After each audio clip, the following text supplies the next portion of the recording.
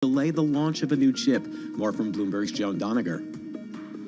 The H2O chip is one of 3 planned by NVIDIA to comply with new U.S. export rules. An analysis of the chips shows they're capable of handling most of NVIDIA's newest features for AI work, but had some of their computing power measures scaled back for compliance. NVIDIA is one of Wall Street's best performers this year, with the stock up 233% as of Wednesday's close. Steve? Bloomberg's Joan Doniger reporting. Nissan makes a big commitment for going green in the UK. Bloomberg's Tom Busby reports. Steve, Nissan plans to significantly ramp up EV production with a $2.5 billion investment at its site in Sunderland. The Japanese automaker will set up another battery factory and produce electric versions of the popular Qashqai and Juke models at Britain's largest car-making hub. Nissan will put up most of the money, with the rest coming from partners for the cell and power grid. This latest move by Nissan follows recent announcements by Jaguar's owner Tata Motors and BMW to increase EV investment in England. Steve? Bloomberg's Tom Busby reporting. And iRobot stock soars more than 37% on reports that Amazon is on the cusp of winning approval from EU regulators to acquire the household appliance company. The European Commission warned Amazon in July the deal could reduce competition in robot vacuum cleaners. Those are the company stories we're following this hour. I'm Steve Rappaport, and this is Bloomberg.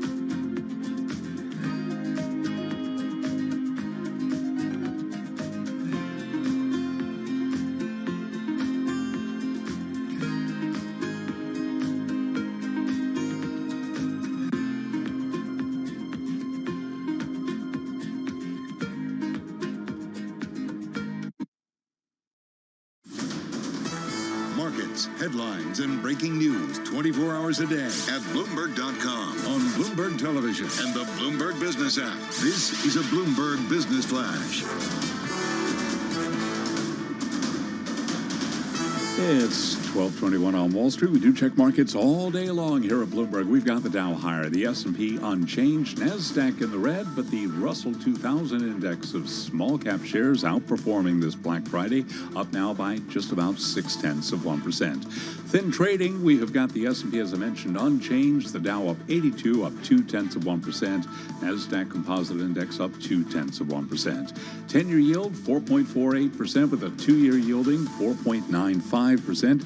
We do wrap up equity market trading at 1 o'clock Wall Street time. The recommended close for the Treasury cash market is 2 p.m. Wall Street time. Spot gold up $7 the ounce, $2,000 even right now, up by 0.4%. And West Texas Intermediate crude down 0.8%, $76.39 a barrel. OPEC Plus said to be close to resolving a dispute over output quotas that forced the group to postpone a pivotal meeting as it reviews the demands made on African members by an earlier deal. Among big oil companies, we've got the oil majors, ExxonMobil up by 0.9%, BP up by 2%, Chevron shares up by 6%. Recapping, S&P 500 index, little change, down now by 1 point. I'm Charlie Pellet. That is a Bloomberg Business Flash. Charlie, done any shopping yet? Just about. Believe it or not, listen. Just about. What does that mean? What it means is I've got to get through a wedding anniversary number 32 coming up first. Congratulations. And so yeah, we made it. I'm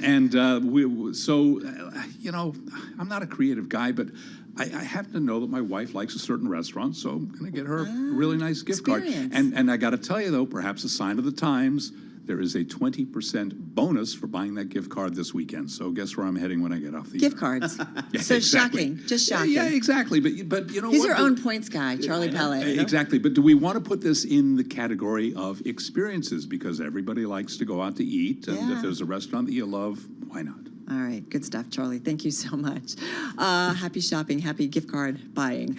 We're going to stick with the retail sector. I'm looking at our blog, our live blog that's on the Bloomberg Terminal. In-person Black Friday shopping appears relatively muted this year. Online shopping up with many sales starting days or weeks ago.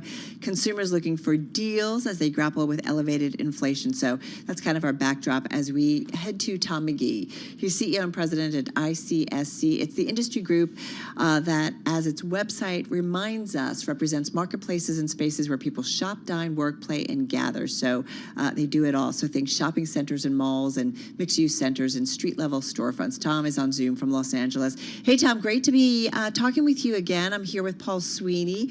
What are you hearing? Paul. Yeah, happy Thanksgiving, happy holidays. What are you hearing as you do channel checks about what's going on in these mixed-use spaces and at malls and shopping centers? Yeah, I expect this to be a strong Thanksgiving weekend. Our expectation is there'll be $130 billion spent this weekend. That's about 4% more than last year.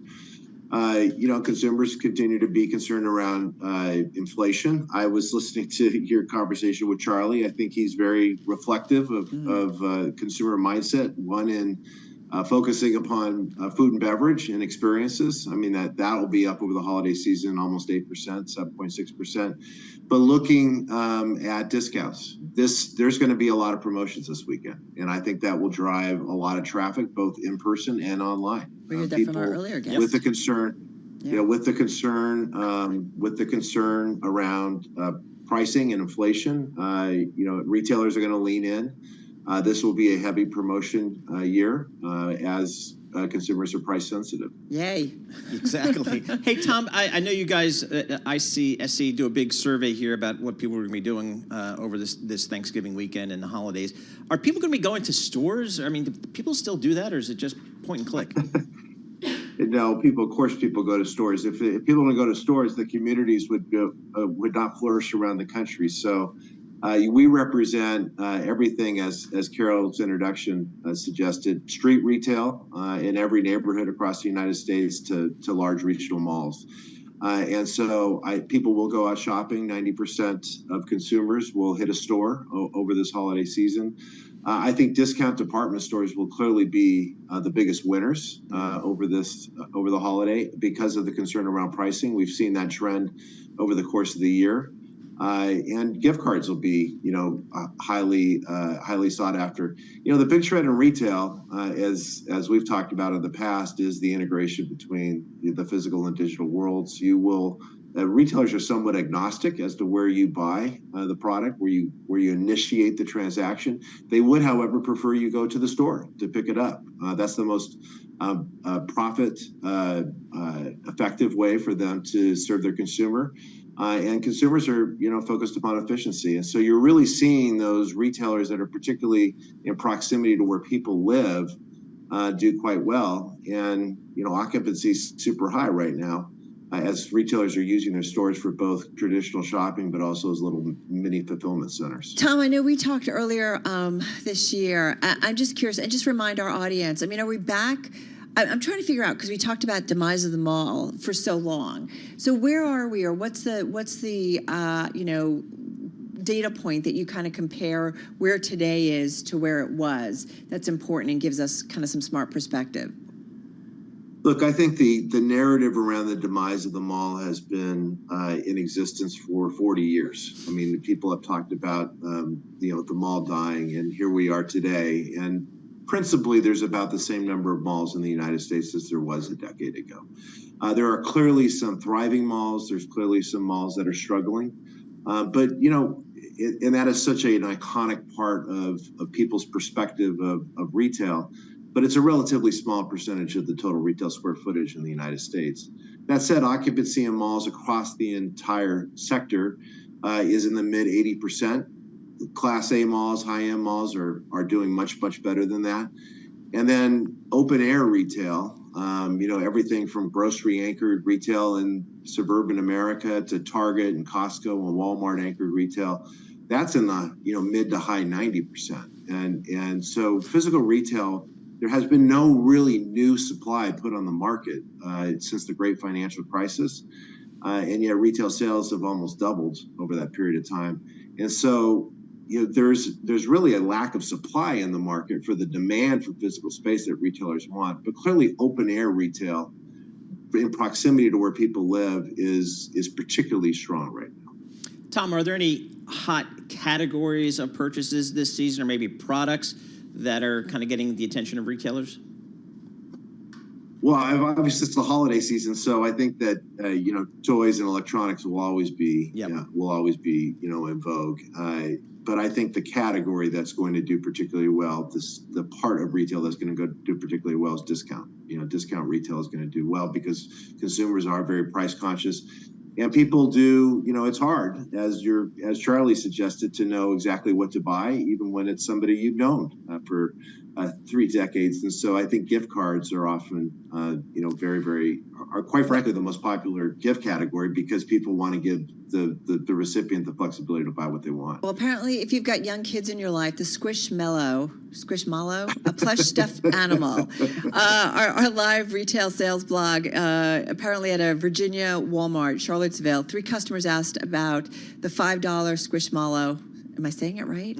In a matter of minutes. Apparently they've sold out. And it's just kind of this squishy little pillow. I don't know. That seems to be it. Well, it is interesting. I do wonder about the toy retailers, right? There's so much you can buy online here. What are you hearing about that sector specifically? Well, I think you're right. I think the toy sector has been, it's been disruptive for the last 20 years or so, right? Yeah. In multiple dimensions, one online, but also back to discount retailers, discount department stores. I mean, obviously they've grown out their toy space, amount of space devoted to toys. And so a toy specific retailer is going to be challenged because they're getting competition in multiple fronts. That said, specialty retail, if it's unique and it provides an experience, could do quite well, but kind of the mass merchant toy retailer is really not, it's not the same as it was 20 years ago or even 40 years ago when we were growing up. I remember going to the Sears and it was like the Barbie aisle and it was like, whoa, you walk down. It was pretty cool stuff. It's a very different environment today, Paul. Yeah. Hey, Tom, if I actually find myself in a store, and it's a very low probability that that's going to happen, am I going to find stuff on the shelves? How's the inventory, the supply chain, all that stuff? Yeah, of course you will. I think, one thing, it's just implicit in your question, I don't know exactly where you live, Paul, but I think that it's important to recognize that New York City and Manhattan is its own ecosystem. And there is clearly a lot of people that shop online in Manhattan for a variety of reasons. Yep. But when you get off the island and you go to the rest of America, people do go to stores, and that is still by far the most popular way to shop in suburban America. And of course, remember what's happened in the course of the pandemic is people have moved back to the suburbs. Suburban retail, suburban real estate is back in vogue, and so people will go out in masses to the stores this weekend. And the supply chain issues that were experienced at the height of the pandemic have really, retailers have kind of managed their way through that. So I don't think that's going to be an issue. Good All stuff. right. Yeah, interesting, right? Yeah, absolutely. It's true, that migration, right, post-pandemic of people back out to the burbs. That's a good thing for a lot of retail, traditional retail. Hey, Tom McGee, thank you so much, CEO and President of ICSC, joining us on Zoom from Los Angeles. Happy post-Thanksgiving, and I'm sure we're going to be checking in with him throughout the holiday season. Yes, yeah, absolutely. So I can tell you the Short Hills Mall will be packed today, and they will be lined up on Route 24 waiting to get in. Where the line is like outside, yes, like the exit? Yeah, it's just extraordinary, and it's a great mall, and people still love going to that. All right, right now, let's get world and national news. We'll head down to Washington, D.C. Nancy Lyons has got that for us. Thanks so much, Paul. They're celebrating in Tel Aviv after news that 24 hostages have been released by Hamas and are now back in Israel, escorted to safety by the Red Cross. Qatar is also confirming Israel has released 39 women and children who were detained in Israeli prisons. Under the deal, which came after weeks of complex and delicate talks brokered by Qatar, the U.S., and Egypt, Hamas is supposed to eventually return 50 women and children, and Israel in return is releasing 150 jailed Palestinian women and youths during this 4-day pause in fighting. Well, the White House is hoping this pause could be a turning point in the war. Bloomberg government's Courtney Rosen with more. Prime Minister Netanyahu has said that the war will continue after this pause is over, and President Biden's message has constantly been about watching for civilians. We know that Hamas fighters tend to mix in with civilians, and the Israeli military has to make a decision on how to act.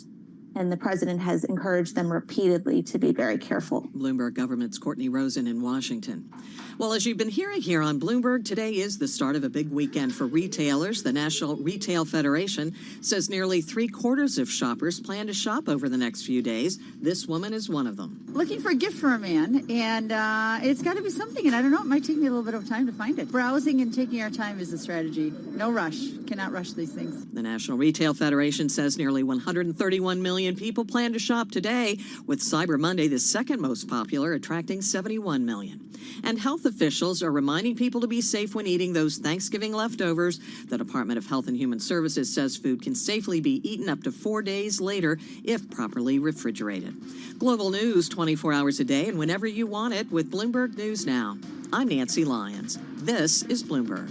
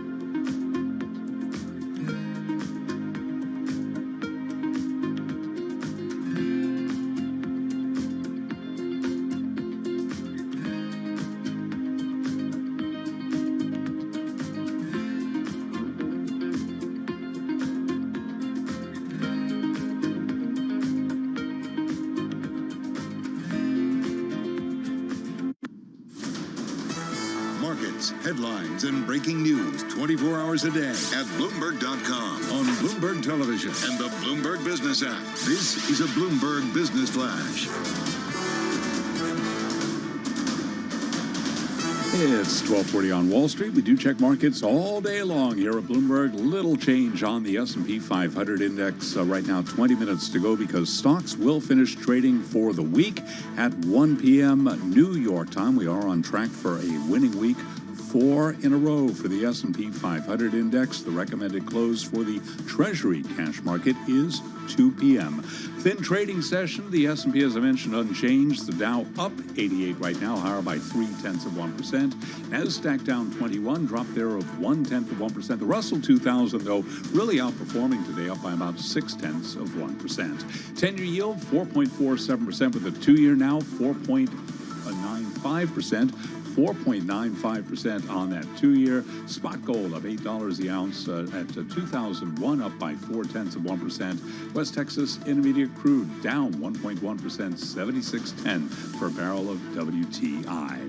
Black Friday, what is the outlook for this holiday shopping period? Julie Van Ullen is Chief Revenue Officer at Rakuten, and she was our guest this morning right here on Bloomberg Markets. I am so excited with what I woke up to see today from a trend standpoint on our site.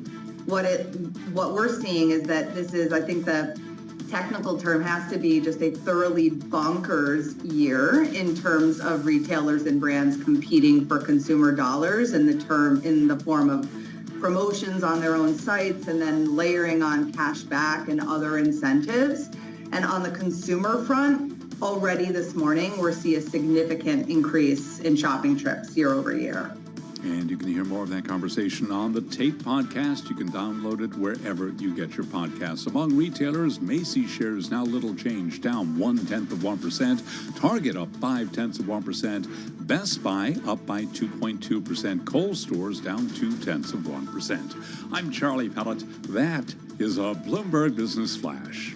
All right, Charlie Pellet, thank you so much. We appreciate it. Carol Master and Paul Sweeney live here in our Bloomberg Interactive Broker Studio, streaming live on YouTube as well, so you can check that out. Valuation for these markets. I mean, just take a look at the S&P 500. I don't know. I look at my Bloomberg terminal, it says 20 times earnings. But if I back out the Magnificent Seven, the smart people tell me, nah, it's more like 15, 16 times. I don't know which way to go, so I'm going to ask our next guest which way he likes to value this marketplace. Lyle Heimball, he is a partner of Granite Group Advisors. Lyle, is this market expensive here as we head in towards the year end, or maybe not so much? Well, happy tryptophan overload day, and thanks for having me on. So, yeah, I think when you look at the general indexes, like I just said, we are trading about. The markets trade forward, so we look forward. We're trading about 18.7 times 2024 earnings. So I think they are expensive in general, and that has to do with the tech stocks. But when you astutely pointed out that the value stocks are trading less expensively, that is correct. So I can tell you this, that back at the end of October when the stocks were really taking it on the chin, we did allocate to the mid-value and to the large value dividend space pretty aggressively back then. Are you continuing to do so? Yeah, I think the valuations have come up. I think things are decent. I don't say things are great, but I think things are decent where people are getting a little excited about earnings. But I think the markets in general are predicting some sort of rate cut down next year, and that's why they're being a little bit, I think, too optimistic just in the short term here. I wouldn't say long term, but short term. All right, Lyle, you've been in these markets a long time. You've worked at some of my favorite names on Wall Street, Donaldson, Lufkin, Genred, great firm, until my firm, Credit Suisse, bought them and screwed it up 12 ways a Sunday. Janney Montgomery Scott, another classic name out of Philadelphia. I mean, you've seen this before, but I can just go and get 5% in a 2-year Treasury. Well, why don't I just do that? It's not a bad, given the market's valuation, that's not bad. I think, when you look at interest rates and you see where things are going, the Fed has said even a week and a half ago, he potentially might not be done. And we have a labor shortage for years to come as more people are retiring than entering the workforce, and that will put pressure on wages, which is the largest component of inflation. So I think for investors right now, I think that I would go slowly. I would expect rates to stay right about here. I don't see them going to 5.5, but unless we hit a recession, I don't see them going much lower either. What's your favorite investment idea right now, public or private markets? Oh, well, I think, we do at Grant Group, we're a very reliable investment firm, and we really diversify people, and that's a great question. We do a lot of work in private equity and venture capital as well as the public markets, and I think there's some pretty good deals here, given that valuations in the private market have come down substantially. Private equity, so private credit too. I mean, Paul, I know he talks about it a lot. Every time we go to Milken in the last 2 years, it seems like nobody cares about the public markets. It's all about the private lending market and private debt. Yeah, I get a little nervous. I have to tell you, I've been prospected by dozens and dozens of firms to go into their private equity funds, and it's just my counterintuitive nature that I get nervous when that happens. Yeah, so agreed. I tend to want to do the exact opposite of what Wall Street does. So I'd be careful here, because if we do go into some slowdown and we go into private equity, you just got. I think your listeners really need to really do some due diligence on those private equities, see what they're investing in. So they have to just be careful. Just make sure it's not, really risky stuff. Hey, Lyle, somebody just sells their business, $10 million in cash today. What do you tell them to do? Well, that's a good question. It depends what they want to do. But if they're someone who's retiring, needs some income, we have other really short-term real estate debt instruments that we like. I like some of the things like that. If they're conservative, we have some really good hedge fund of funds that were actually up in 2022 and up in 2023, so they're way ahead of the S&P with a hell of a lot less risk. I'd be investing in large cap dividend value. I think they're decent. Mid cap value, in some extent, some small caps. I think the tech. If we were to have an allocation to tech, say we're going to have a 10% allocation to tech, I would make that allocation. I just wouldn't let the managers trade it just yet. I think tech's a little ahead of itself here by about a year or so. Are we more in the protect capital, or kind of out of the protect capital market environment and more in the generate alpha environment? How do you see it? That's a great question. I think everyone should always be in the protect capital environment, and I think you always should be in the alpha generating environment. So that's how we do it. So I think that right now, because of market valuations, I'd be very cautious. So like if we, like I just said, I would not allocate to tech at the moment. I think things are ahead of themselves. The S&P in general is trading about 10 to 15% ahead of itself, and all due to tech. So to generate alpha, I think sometimes cash is king in the short term. I don't think it's king for the long term.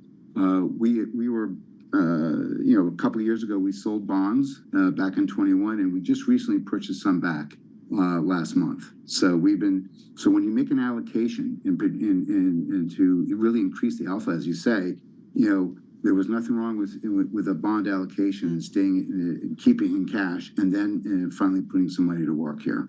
So, all right, Lyle, thanks so much for joining us. Appreciate it. Yeah, Lyle Heimball, he is a partner, Granite Group Advisors.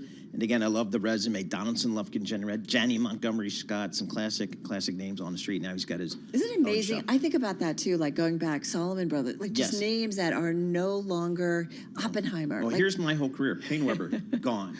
Merrill Lynch, effectively gone. Chase Manhattan Bank, now part of JP Morgan Chase. Blah, blah, blah, blah, blah, blah. Solomon Brothers, gone. Solomon Smith Barney / Citi, still kind of there.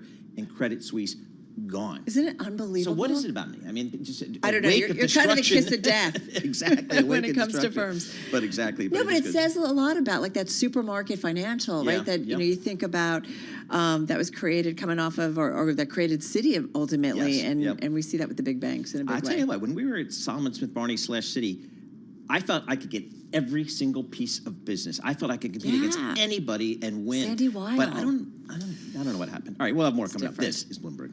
All right, let's get some company news right now with Steve Rappaport. Paul, Amazon appears on the cusp of sweeping up iRobot. Reuters reports the tech giant is set to win unconditional approval from UK regulators to acquire the maker of robot vacuum cleaners. Bloomberg's Alex Semenova reports. This deal was announced back in the summertime. Amazon said it would acquire the company for $1.4 billion to expand its portfolio of smart devices, which includes the Alexa voice assistant, various smart thermostats, security devices. But the EU had warned Amazon that this deal could reduce competition in the robot vacuum cleaner space and importantly reinforce Amazon's position as the dominant online marketplace in the U.S. Bloomberg's Alex Semenova. iRobot shares are soaring up right now, more than 38%.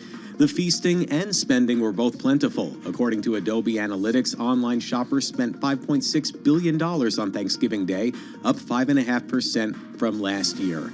And a new holiday tradition begins as Black Friday and football join forces. Bloomberg's Michael Barr reports. Steve, consumers will shop till they drop on the couch for some football. The NFL is hosting its first Black Friday game, with the New York Jets taking on their division rival Miami Dolphins this afternoon. The game streamed exclusively on Amazon Prime Video.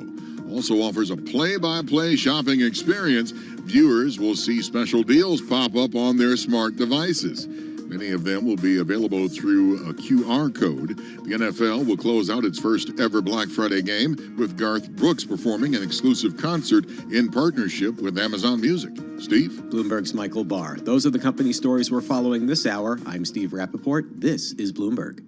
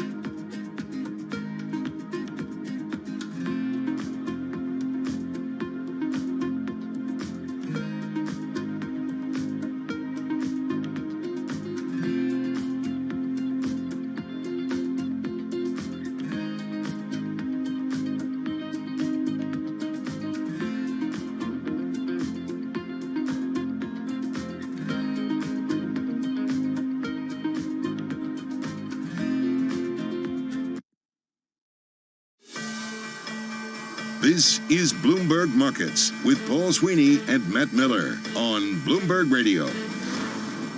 Matt, who? I got Carol Massar here with Paul Sweeney, Bloomberg Interactive Broker Studio. Matt, are you listening? Yeah, he's dead to me now. So, all right, S&P 500, really unchanged all day. Boy, the Dow up about 100 points at 0.3%. The NASDAQ up 0.1%. So a very light day, as you would expect. But just want to call out the bond market. A little bit of movement there. The 10-year Treasury's up about 7 basis points, 4.47% on your 10-year. Still inverted. We've got that 2-year at 4.95%. So we will call that out. Gold a little bit higher, just above $2,000 per ounce. We call out gold right there. Let's head down to Washington, D.C. We'll get World and National News with Nancy Lyons. Thanks, Paul. Hamas has handed over 24 hostages, including 13 Israelis, as part of a temporary ceasefire deal with Israel, and the hostages have now safely arrived in Israel, escorted there by the Red Cross. Bloomberg's Henry Meyer has more on the processing for these hostages. The first phase is taking place. This is a 4-day ceasefire, which has started today, and over those 4 days, the number of Israeli hostages that will be released is 50, and in return, 150 Palestinian prisoners will be let out of Israeli prisons. Bloomberg's Henry Meyer. A Palestinian official says Israel today also released 33 Palestinian women and children from a West Bank prison as part of the deal. Oscar Pistorius has been granted parole for the murder of his girlfriend in South Africa a decade ago. The Paralympic gold medalist shot Riva Steenkamp in the bathroom of his home Valentine's Day in 2013, saying that he mistook her for an intruder. Steenkamp's mother is upset by today's news and says Pistorius has shown no remorse. Rob Matthews, a family representative, read her statement today. I'm not convinced that Oscar has been rehabilitated. Rehabilitation requires someone to engage honestly with the full truth of his crime and the consequences thereof. Nobody can claim to have remorse if they're not able to engage fully with the truth. Matthews says the family doubts Pistorius really thought there was an intruder. Pistorius is expected to be paroled January 5th.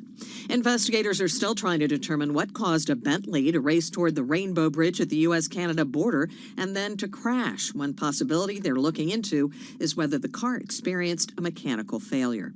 Global news 24 hours a day and whenever you want it with Bloomberg News Now. I'm Nancy Lyons. This is Bloomberg. Now back to you, Carol and Paul. All right, Nancy, thank you so much. We appreciate it. You know, We're Carol, living in wacky times.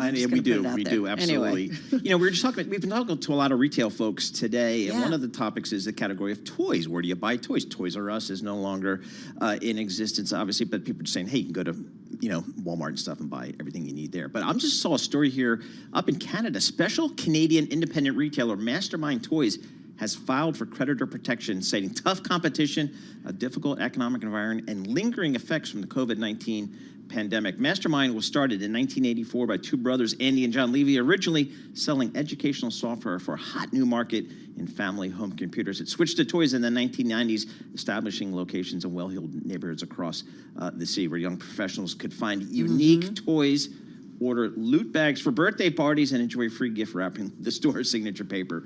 And by 2005, it had 11 stores in Greater Toronto. But it just kind of goes to that category.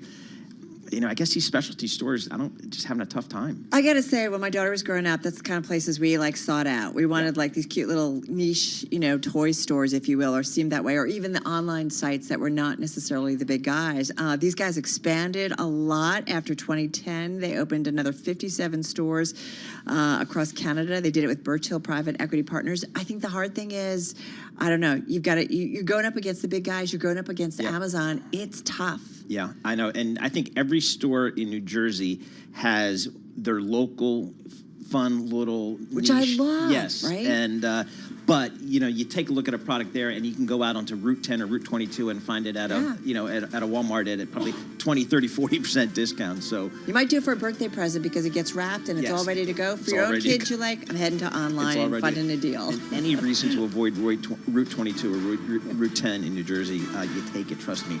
We're gonna have more coming up. This is Bloomberg.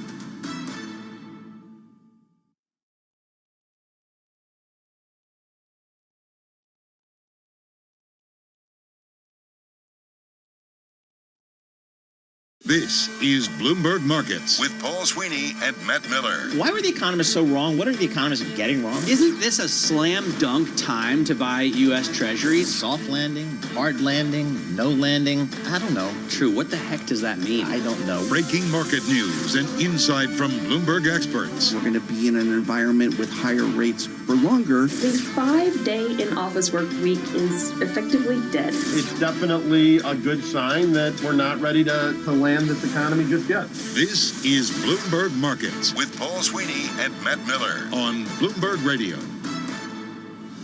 All right, coming up in this hour, we're going to check in again with the Macy's CEO. He sat down with Carolyn Hyde. We're going to have Macy's CEO Jeff Gannett. He's going to give us his thoughts on this retail season, kicking off in size today with Black Friday. Then we're going to go to a little bit of a cyber chat. Lisa Plagmeyer, she's Executive Director at National Cybersecurity Alliance. She's going to join us to talk to us about cybersecurity concerns and risks for businesses on Black Friday and the outlook for cybersecurity. I tell you what, my kids, I said, hey, go into cybersecurity. That is going to be a business that's going to have demands forever. It's no joke. I think it's going to be one of those things that you're never going to solve, but companies are going to need to fund. So we'll take a look at that. Let's kick this whole hour off with someone we all know and love, Charlie. Thank you very much, Paul Sweeney. Feeling is mutual. Dow, S&P higher. NASDAQ moved lower. A winning week. 4 in a row for the S&P 500 index, up this week by 1%. On to the weekend for a lot of people who are working a holiday shortened session today. S&P up 2 points, up by about 0.1%. Dow Industrials up 117 points today. That was a gain of 0.3%. NASDAQ Composite Index, though, couldn't get anything going, down 15 points today. For NASDAQ, that was a decline of 0.1%. Cannot ignore small cap shares with the Russell 2000 Index up today by about 0.7%, the outperformer today. Bitcoin up 1.6%, 37,842 on Bitcoin. Spot gold up $9 the ounce, 2,001 right now in the precious metal, up by 0.5%. And West Texas Intermediate crude was down 1.5%, 75.98 a barrel on WTI. So, major focus on retail this Black Friday. What about the consumer as we enter the holiday shopping season? Anna Rathbun is Chief Investment Officer at CBIZ Investment Advisory. Over the years, I have learned not to bet against the American consumer because American consumers like to spend. And we do have a tradition of spending. And so the holiday sales, I think that we're going to see some strength, maybe not the levels that we've seen post-pandemic, but certainly to rates that we were used to perhaps before the pandemic back in 2019. And you can hear more of that conversation on the Surveillance Podcast. You can download it wherever you get your podcasts. Retail shares, for the most part, higher today. Case in point, Amazon, little change, but up less than 0.1%. Macy's shares overcoming earlier losses. Macy's up by 0.2%. Target shares up 0.7%. Best Buy up 2.2%. Kohl's was down 0.1%. Recapping a mixed finish to a holiday shortened session. S&P today up 2 points, up 0.1%. 10-year yield 4.47%. I'm Charlie Pellet. That is a Bloomberg Business Flash. All right, so appreciate it. So the equity market closed on this Friday after Thanksgiving. Still waiting for the bond market. It closes in just under an hour. Hey, Black Friday, traditionally a turning point when it comes to the balance sheets for retailers. Our Bloomberg Intelligence team recently reminding all of us that that is still the case. At Macy's, a lot riding on the holidays. That company has been confronting a broader move away from department store spending and towards specialty and off-mall retail. And this is after reporting earlier this month that same-store sales fell for a third straight month. So with more on Black Friday and the upcoming holiday shopping season, Bloomberg's Caroline Hyde caught up with Macy's CEO Jeff Gannett. Everything on their gift list, and they're buying, that's really generally in luxury. So fine jewelry, they're buying cashmere, they're buying outerwear for the entire family. Hostess gifts in our home store, but they're also home prep. We've got great deals, as we always do for Black Friday, going all the way through the holiday season. So we are ready. We've got all of our key items, loaded to bear. Here we are in Herald Square. It was a good opening. We had a great day online yesterday during Thanksgiving. I mean, you said that on your earnings, which were, about a week ago. Yes. That this gets earlier and earlier. It does. Black Friday, the competition. How important are the next few days and the run-up to the holidays? Oh, it's still very important. So, when you think about kind of Black Friday deals really started right after Halloween is when they started. But but this is still a pilgrimage. You've got, America is traveling, and they are in homes, and they're coming into stores just like this one today. They're online. They've been online all the way through. So it's very, very important. So when we look at kind of Black Friday through Cyber Week, then we go into a lull. It's like 10 days where people kind of reset, and then those last 10 days become increasingly important. So it's one of the 3 stages right now that we are of the kind of the Christmas shopping is the one we're in right now, the first. What, of course, your earnings showed so clearly is that it's about inventory management in many ways at the moment, and you've been managing to ace that. How are you ensuring you got the right thing at the right time for a consumer that basically we're all trying to understand right now? So obviously the consumer's under pressure, but they still love gifts. And so we want to make sure that we've got all the right gifts and we've got all the right stock content in them. So I just walked this entire store to really understand where we are in all of the content across all of our categories, and we're in great shape. And that's really in tribute to the amount of work we've been putting in inventory control. And when it comes to online versus in-store, in retail, this is how you've been shifting the company. In particular, people aren't perhaps having the footfall in malls. They're coming to one-off stores. They're going to smaller store experiences. But e-commerce has just been the focus. How are you managing to be at the right time in the right place for an omni-channel purchaser? So really, the strength of Macy's and Bloomingdale's and Bluemercury is that we're omni-channel and we're omni-category. So what you have is you have customers that are shopping online. They want to come into a store and try it on, and they maybe are transacting on the couch later that night. So the opportunity to make it as convenient for the customer as possible, however and whenever they want to shop. So that's our beauty, and doing that with a national footprint, with a great website, is what we depend on. And of course, why you've got such a great bird's eye perspective, because you do have Bloomingdale's for the higher end, more luxury. Yes. Purchaser, and then more income breadth when it comes to Macy's. What are we seeing in terms of the consumer? Are they going to be spending more? Are they going to be pulling back? So you do have customers that are under pressure. And so when you think about the inflation is still high, it's abating from the change of the inflation rate from last year, but it's still higher than it was last year. And customers have got a limited budget. Some of it is they're spending it in experiences and then in our discretionary categories. So we want to make sure that we've got the right price points across that entire spectrum. But you still give gifts. And this is where Macy's and Bloomingdale's and Bluemercury shine. So when you have this gift, somebody on your gift list, we're going to have the right content for you at the right price point. And we spend from when Black Friday ends to where we are right now, we've been spending a year getting ready for that. And we do trial runs on Valentine's Day, Mother's Day, Father's Day to make sure we've got the right gifts. We're ready. You're ready. People are worried, analysts might be worried, that you're kind of managing decline at the moment. What would you say to a comment like that? Look, I think that if we weren't a department store today, we would invent one. So the idea about having multi-categories, being able to do that in multi-channels, we now have been able to get new categories in as a result of Marketplace, which is now online at both Bloomingdale's and in Macy's. So I bet on department stores. And obviously I've made my career doing this. And it is it's still very, very relevant. We're obviously looking at where traffic is moving from on-mall to off-mall. We're obviously testing that in both Bloomingdale's with the Bloomies format and with Macy's And so we're going to be ready for where the customer is evolving. And we've got very strong assets to be able to do that, both on mall and obviously online. Evolving into a world where we're all using chatbots and artificial intelligence are front and center. Are these the sort of areas of investment? Yes, absolutely. Because when you think about AI and machine learning, think about when we have 40 million customers at Macy's, 4 million at Bloomingdale's, we know them very well.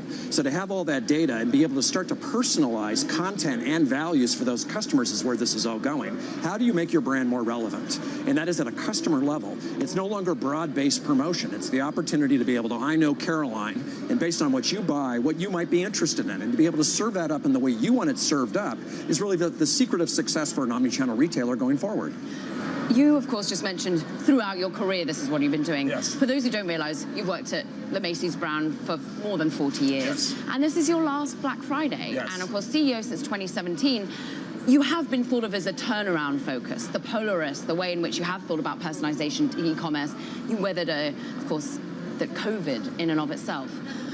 Do you feel that you've got this Macy's where you want it to be as you look towards this being your last Black Friday? Yeah, look, when I reflect back on my career, and certainly in my time as CEO, I didn't accomplish everything that was on my list. But look, the focus on relevant content, on amazing values, and on customer experience is clearly the path forward. And I couldn't be more, excited about my successor, who is more than ready to be able to do this. He knocked the cover off the ball with respect to Bloomingdale's and what he was able to do there, how he was able to kind of help turn around the strategy of Bluemercury. He's now going to do that for Macy's Inc. So he's got a good game plan, and he's going to make it better.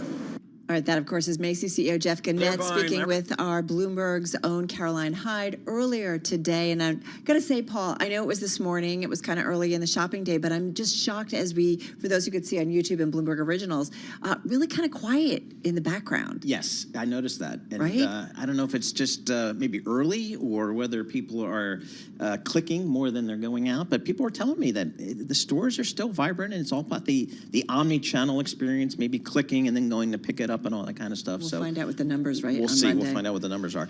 I don't care how you're shopping here. You're going to be doing a lot of clicking. That's just the bottom line. That's how folks are doing. And more stuff is going up into the cloud. We're doing more and more online. And I think the pandemic probably accelerated that for me. It certainly did for me. Like, Totally I haven't been in a bank in 5 years. What's cash? Yeah, exactly. So, but cybersecurity, that is really a growth area, and we want to get into that right now. Lisa Plagemeyer joins us. She's an executive director at National Cybersecurity Alliance. Lisa, I was telling my kids, all of whom are out of school, or 3 of the 4 out of school, think about cybersecurity. That is a growth business, much like plastics was back in the 60s. Cybersecurity is now.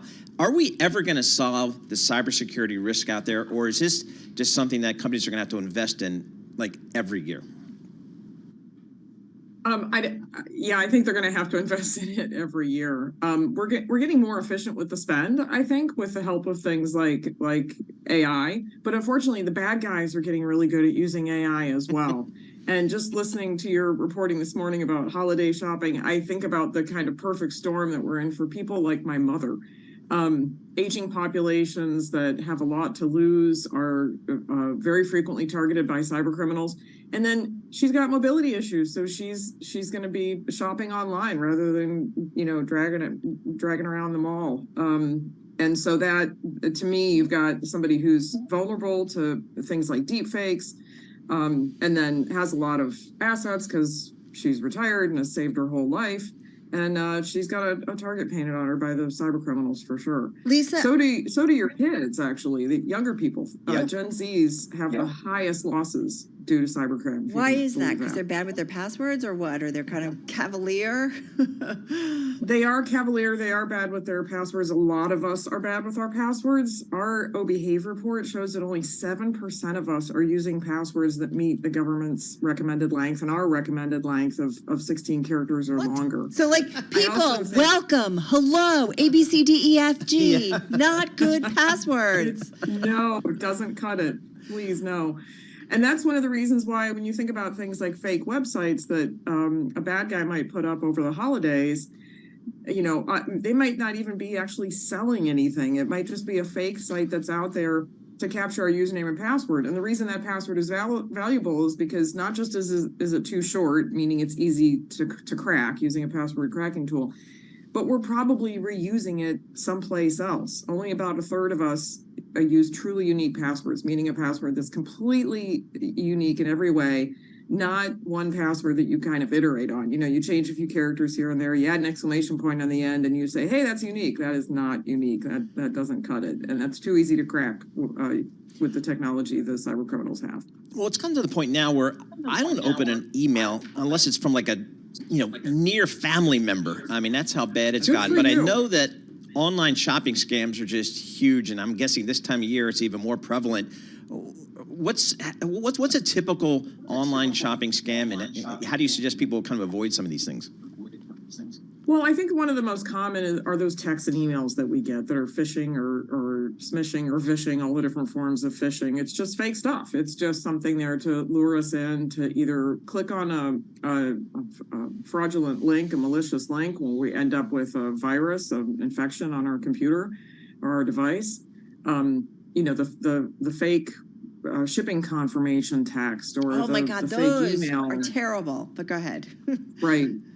Anything that's got that sense of urgency in it, like you have to do this now. Unfortunately, the legitimate retailers, like your last guest, are also using a sense of urgency to get us to shop. So it's just a matter of kind of, slowing down a little bit, really looking at what you're clicking on, looking at the link, looking at the URL, and making sure that what you're clicking on is real. And like I said, deepfakes are making it harder. The audio deepfakes, videos, images, we have to remember that this is big business, especially for the big four: Russia, China, North Korea, and Iran, and all the cyber criminals and organized crime that goes along with it, the nation states. So this is not some kid in mom's basement. This is somebody who sees this as their job, and they're using technology to do it, and they're really good at it.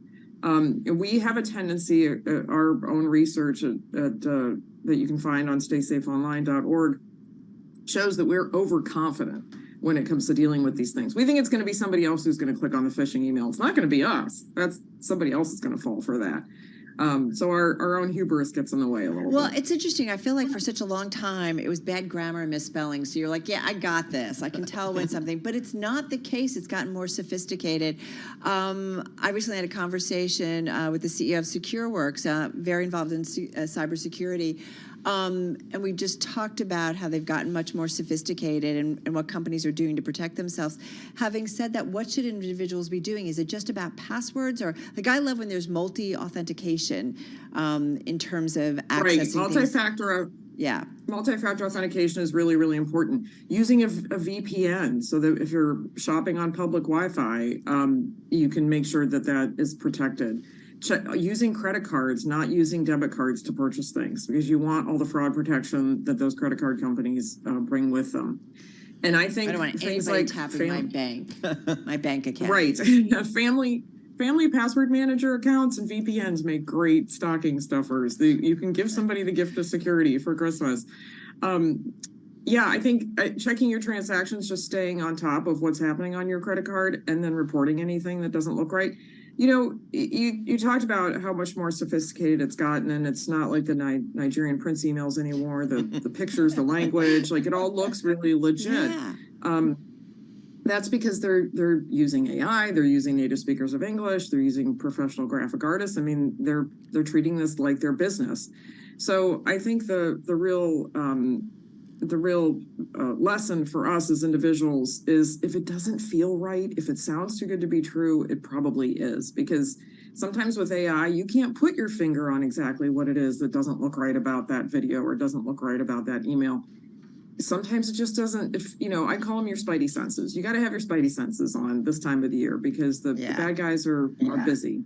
Yeah, but it just seems like a never-ending battle here between good and evil. So, It Lisa is, Plagemeyer. Lisa, thanks so much. We appreciate it. Lisa Plagemeyer, Executive Director, National Cybersecurity Alliance. Again, it feels like a never-ending battle, and you got to be. I kind of am. If I haven't bought it, if I haven't done something, I don't even touch it. Yeah. And I'm like, if it gets lost in the shuffle, if it's something real, it'll find its way in the right way back to me. Right. And but I think, as people do more and more stuff online, put more and more stuff on the cloud, I can't see how this risk doesn't just continue to grow for a lot of people. So anyway, we'll pay attention to that. More coming up. This is Bloomberg.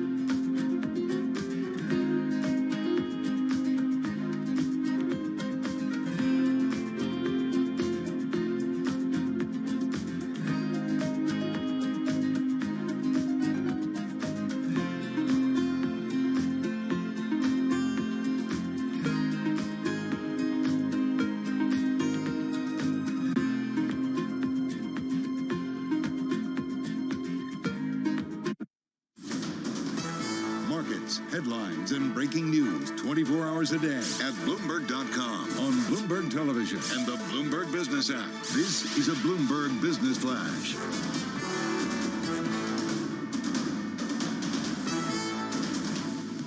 We do check markets all day long at Bloomberg. Little changed for the S&P 500 index, finishing the week, heading into the weekend at 45.59. Another up week, 4 in a row on the S&P today. However, stocks barely budged in a holiday-shortened session. Treasuries fell with this month's rally in global bonds showing signs of stalling. S&P up 2 points. That was a gain of 0.1%. Dow Jones Industrial Average up 117, up 0.3%. Nasdaq had a losing day, down by 0.1%. 10-year yield right now 4.47%. The 2-year 4.95%. Spot gold up $9 the ounce to 2001, up by about 0.5%. While West Texas Intermediate crude was down 1.6%, 75.91 a barrel on crude. iRobot, that is the vacuum cleaner maker that Amazon is proposing to buy in a $1 billion deal, soared today by the most in nearly 3 years on a report that European Union regulators plan to clear the merger. iRobot up today by 39%. Amazon today up by less than 0.1%. So again, recapping, stocks end of the day mixed. S&P on the week was up by 1%. Today, the S&P up 2 points, up by about 0.1%. I'm Charlie Pellet. That is a Bloomberg Business Flash. Charlie Pellet, thank you so much. We appreciate that. It is Black Friday. Equity markets are closed. Bond markets are still open. And I think the Bitcoin market is always open, right? I'm just going to say it's always open. It's always trading.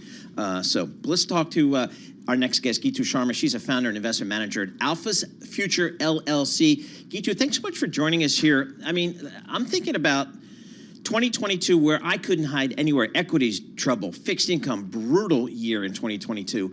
23, a little bit better, particularly if you're in the Magnificent 7 stocks. So I'm kind of okay. Worst case scenario, I can go into 2-year treasuries and get close to 5%, but you probably have something a little bit more interesting than that. What are you telling your clients about kind of where we're ending up here in 23 and maybe how we should be positioned for 24? Yeah, hi. You're absolutely right. We had a difficult market in 2022, but 2023, we've seen all of the losses last year kind of recover. And the S&P 500 index, the NASDAQ are all near their last year peaks. And you have to wonder that, we are in this environment where interest rates are now at 5%, which was not the case last year. We were expecting rate cuts this year. That did not happen. We were expecting an economic slowdown that did not come through. And so are we heading into 2024 now with very high market expectations, high valuations, and, potentially an economic slowdown or a recession that could come later in the year? Now, at the end of the day, what we look at or what we talk to clients about is where the valuations are. And we have seen a huge run up this year. A lot of it has been in the tech and tech plus space. And that is, of course, where a lot of growth is, but that is also where valuations are beginning to look, again, very, very expensive. Not just the top 7, the big, large cap 7 stocks. I think we have seen tech rally across the board. And there are a lot of these smaller cap, high growth tech companies that are trading at now 15 to 20 times sales kind of valuation with no profitability. So you have to wonder that, how much of that growth or those high expectations will continue in 2024, and how should you position for that? Gitu, this is like, if I just look at the S&P 500, just plain old vanilla, we're basically back to where we were at the end of July, right? So we saw a sell-off in July. We saw that what we got to our low in kind of the end of October, and then we've rallied more than 10% since. So what I guess what I'm wondering is how much of kind of where we are is just getting back to where we were. How much of that says we're overvalued, or how much of what we're seeing in terms of the rebound is kind of a bit of a discounting mechanism of expectations of what happens already next year? Yes, absolutely. I think we are making round trips every now and then. So we were at a high in July, August. We had a hawkish Fed who talked about tighter monetary conditions to continue. And then we saw September, October come down. But now in November, the markets rallied more than 8%, I think at S&P level. And we've undone all of the last 2 months underperformance, and you no more have the tight financial conditions that the Fed was talking about. And so you wonder if the Fed will have to again, be a bit more hawkish in the upcoming December meeting to bring expectations more in line with where interest rates are and where the economic environment might be, right? Yep. So I guess, Geeta, we just got through an earnings period. So let's go there. Let's tie that up a little bit. We just kind of finished up this third quarter earnings season. What were your takeaways from earnings? Anything that changed your opinion going into next year? So I think generally we had a very good earnings season. A lot of the companies talked about consumer being under pressure and maybe not so strong holiday sales as it was last 1 to 2 years. But I think what we're seeing is a little bit of normalization to a pre-pandemic environment from the boom that we had during the pandemic, where people were buying goods and now they're more into services and experiences. So there's a little bit of normalization to that extent, and we'll see how this Thanksgiving holiday shopping, spending data comes through and how Christmas looks like. But so maybe what we are seeing is a little bit of economic slowdown. But from the market standpoint, we are pricing in, very strong growth, soft landing, and then also the Fed cutting rates by the end of next year. So my question is that does the Fed really need to stimulate the economy given where we are right now? Even if the Fed is closer to achieving its inflation target, does it really need to cut rates to give another round of boost to the economy right now? It sounds like there's a lot of questions. I do feel like we're at an environment where there's still a lot of things that people need to figure out. And, the Fed is going to be vigilant. If it's a little bit nervous on inflation, this whole higher for longer model, they're going to make sure that they kind of drum it into us. You've got an interesting background. You co-manage a global equities franchise over at Pictet Asset Management. You've worked out of London and India for S&P. You work for Credit Suisse. When you look around the globe, where would you most want to be investing right now? So I think from a value standpoint, international markets are definitely more attractive, whether it's Europe, London, or even emerging markets. The challenge is, of course, that the international markets are a lot more cyclical, and we do need to see a stronger economic environment for that to play out in the international market. So a recovery in China would really give a boost to emerging market stocks and would also give a boost to Europe, which tends to have huge exposure to China in terms of exports. There were a lot of expectations of China recovering this year, but we've not yet seen that. It's possible in 2024, and that would be a driver of international markets outperforming over the U.S. equity markets. I see it back in a past life that you were responsible for sustainable strategies at Pictet. When I think about sustainable strategies, ESG, I'm just not sure where it is in today's investment environment. Here in the States, it feels like it's less important than it is maybe for fund managers in Europe or other parts of the world. How does ESG, sustainability, how does that factor into your investment practice? So ESG plays a very big role in our investment strategies right now. I think once it's one of those things that once you understand sustainability, ESG, it's really not, you really cannot get out of it. I think in the US, relative to Europe, ESG is more political rather than, fundamental. And I think that has driven this wave of ESG not relevant anymore. But at the end of the day, I think you have to agree that climate change is real, it's scientific, it's not political, and that environmental, social governance issues all play a big role in determining valuation of equities. A lot of the stocks this year that have seen big declines, at the end of the day, it's a governance issue, or it's an environmental issue, or a social issue that the companies fail on. So we remain committed to ESG investing. We see a lot of value in doing that. And I think investors of the long term will come to realize that it's not a fad, but it's here to stay. 30 seconds. What's your favorite ESG investment right now?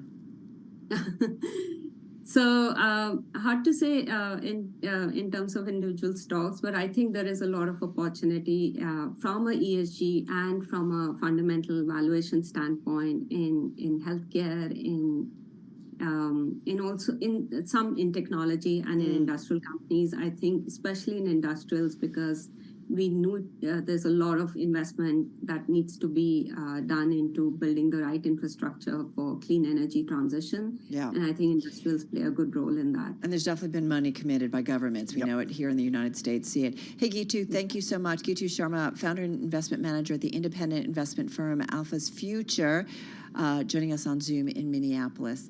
You know, it sounds like ESG, she's very much to the way it was originally construed versus kind of the woke investing that some have described it. Not my words, other people's words. Yeah, exactly. And it's still extraordinarily popular and important and attracting funds in Europe, for example. We hear that from our BI people in Europe, but less so here in the U.S. So we'll see how it plays out. Right now, let's head down to Washington, D.C., World and National News with Nancy Lyons. Thanks, Paul. There is a pause in the fighting in Gaza, and with that also comes a release of hostages. Today, 24 hostages were handed over to Red Cross authorities as part of a deal with Israel. Bloomberg's Henry Meyer is following developments from Dubai. The first phase is taking place. This is a 4-day ceasefire, which has started today, and over those 4 days, the number of Israeli hostages that will be released is 50, and in return, 150 Palestinian prisoners will be let out of Israeli prisons. Again, Bloomberg's Henry Meyer. Palestinian officials say 33 Palestinian prisoners were freed today as part of that deal. Double amputee Olympic runner Oscar Pistorius has been granted parole. It's been more than 10 years since he shot his girlfriend multiple times through a toilet door at his home in South Africa. He claimed he thought it was an intruder. South African Correctional Services spokesperson Singbahu Nsomalo explained the decision to reporters. Parole placement does not mean the end of a sentence, but it merely says that you will complete your sentence outside of a correctional facility, which is part and parcel of rehabilitation effort. Nsomalo says Pistorius will be released January 5th. The post-Thanksgiving rush for deals is on. Shoppers are out in force for Black Friday. We caught up with Macy's CEO Jeff Gannett at the department store's flagship location in New York's Herald Square. He says shoppers are going for luxury. Fine jewelry, they're buying cashmere, they're buying outerwear for the entire family. Hostess gifts in our home store, but they're also home prep. We've got great deals, as we always do for Black Friday, going all the way through the holiday season, so we are ready. Again, Macy's CEO Jeff Gannett. Global news 24 hours a day and whenever you want it with Bloomberg News Now. I'm Nancy Lyons. This is Bloomberg.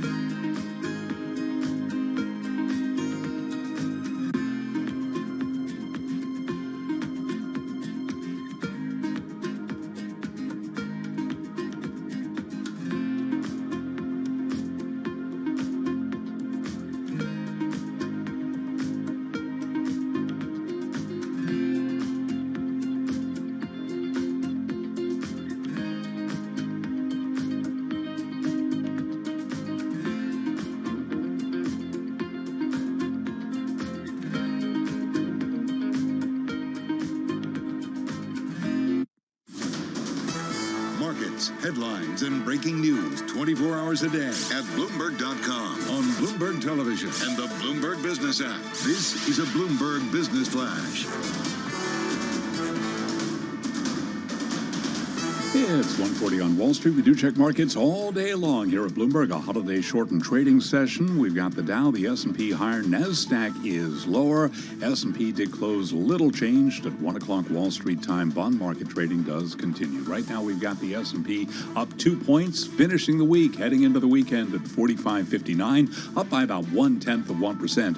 4 winning weeks in a row on the S&P 500 index, up by another 1% on the week. The Dow today up 117, up 0.3. NASDAQ had a losing day, though, down 15 points, drop there of 0.1%. Russell 2000 index of small cap shares was the outperformer, up today by 0.7%. 10-year yield 4.46%, with the 2-year now yielding 4.94%. Spot gold up $9 the ounce to just about $2,002, up by 0.5%. Bitcoin 37,674, up 1.1%, while West Texas Intermediate crude dropped 2.5%. WTI now at 75.16 a barrel.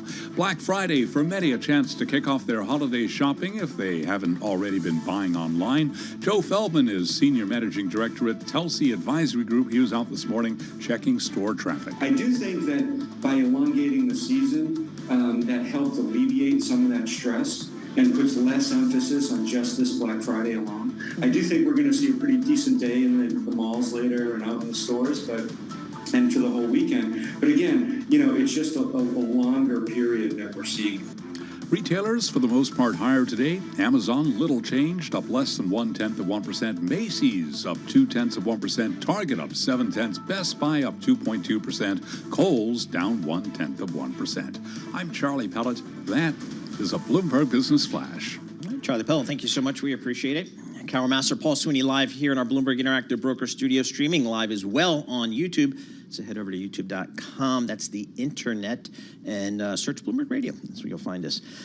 We've been talking about Black Friday. We've been talking about retail sales. Let's talk about retail stocks here. How are they doing? I just pulled up Walmart. That's the biggest retailer out there. What is the market cap here? $420 billion. The stock's a lot. A lot. It's up about 10% this year. $420 billion, right? Yeah, just incredible billion. So it's just extraordinary, the market cap there. So Brian Jankowski joins us. He's a senior investment analyst and trader at Fort Pitt Capital. I'm going to guess that's Western Pennsylvania, just a swag there, Fort Pitt. Hey, Brian, thanks so much for joining us here via Zoom here. How have the retail stocks doing so far this year? Because, boy, we've got some inflation out there. I'm not sure how good how strong my consumer is out there. What are you seeing in the retail stocks? Hey, Paul and Carol, thanks so much for having me on, and happy Black Friday.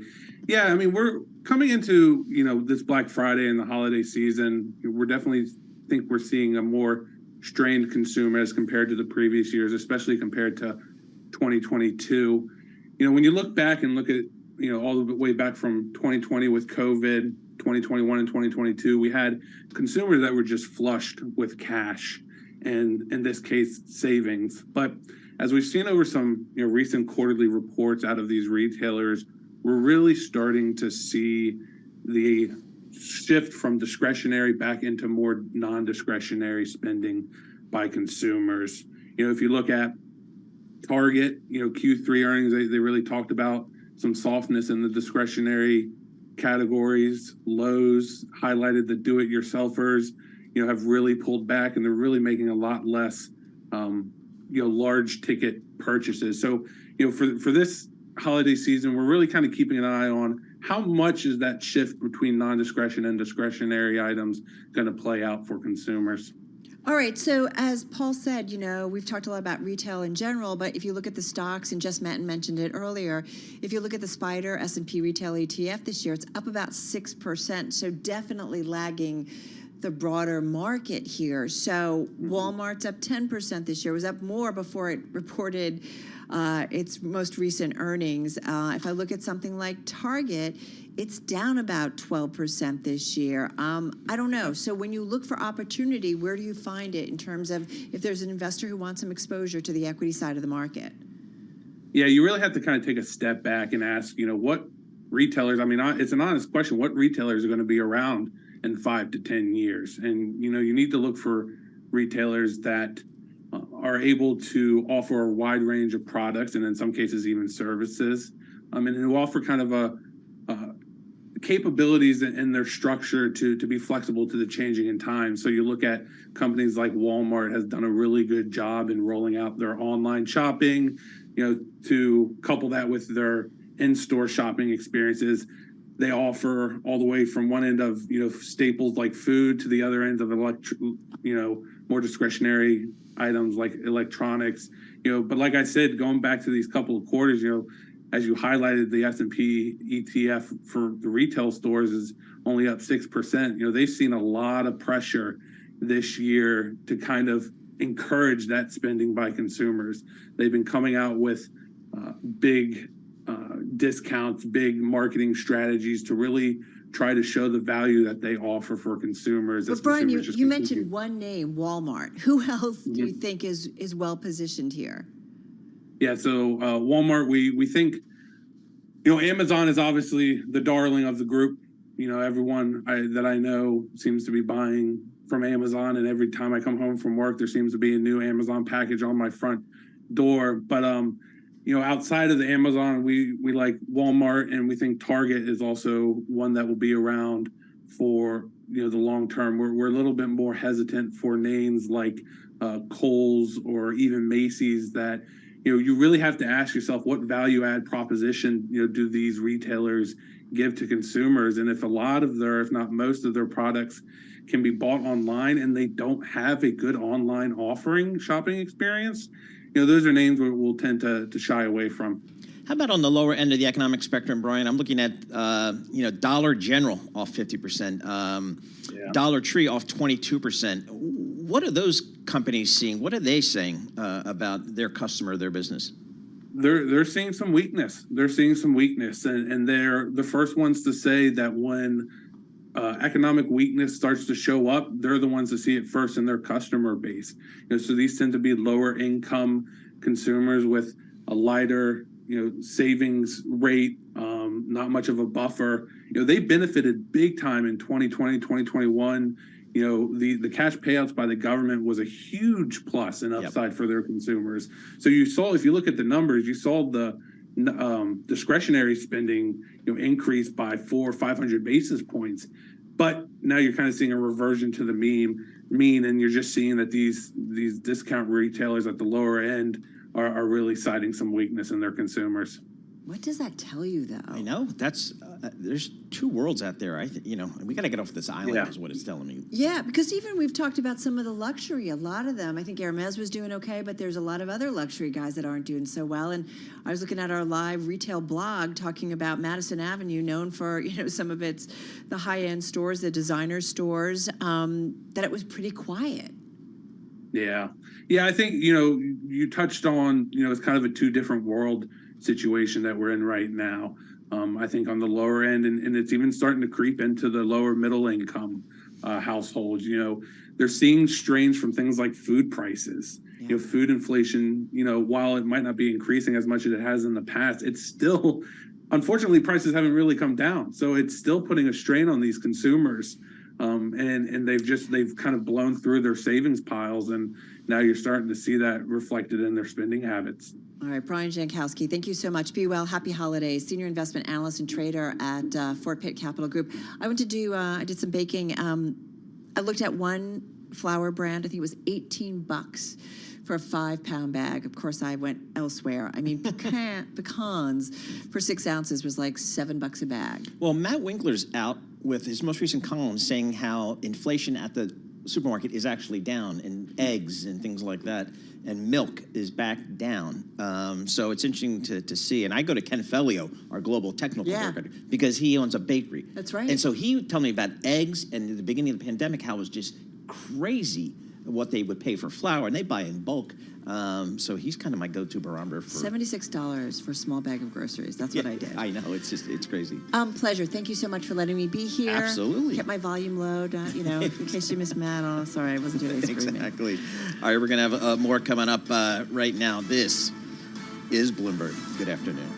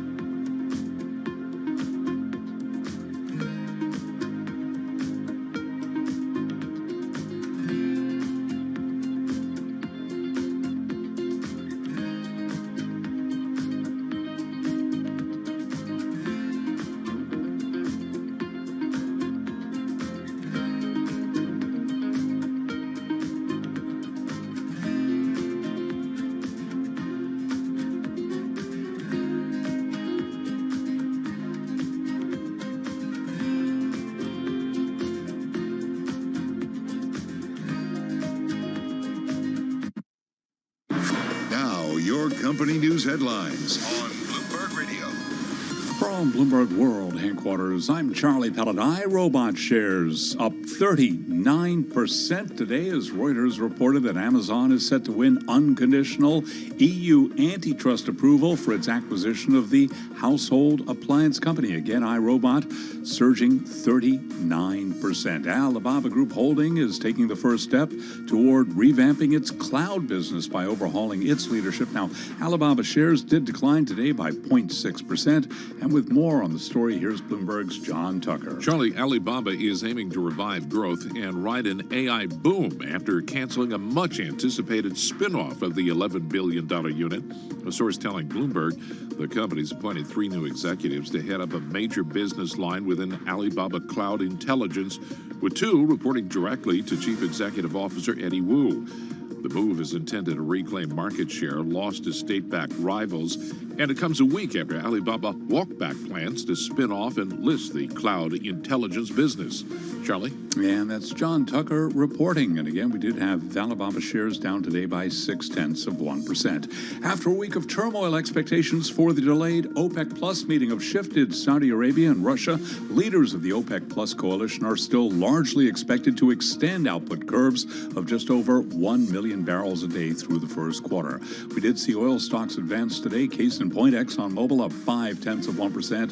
BP among the majors up 1.6%. Chevron up by 0.4%. Those are our top company stories. This is Bloomberg.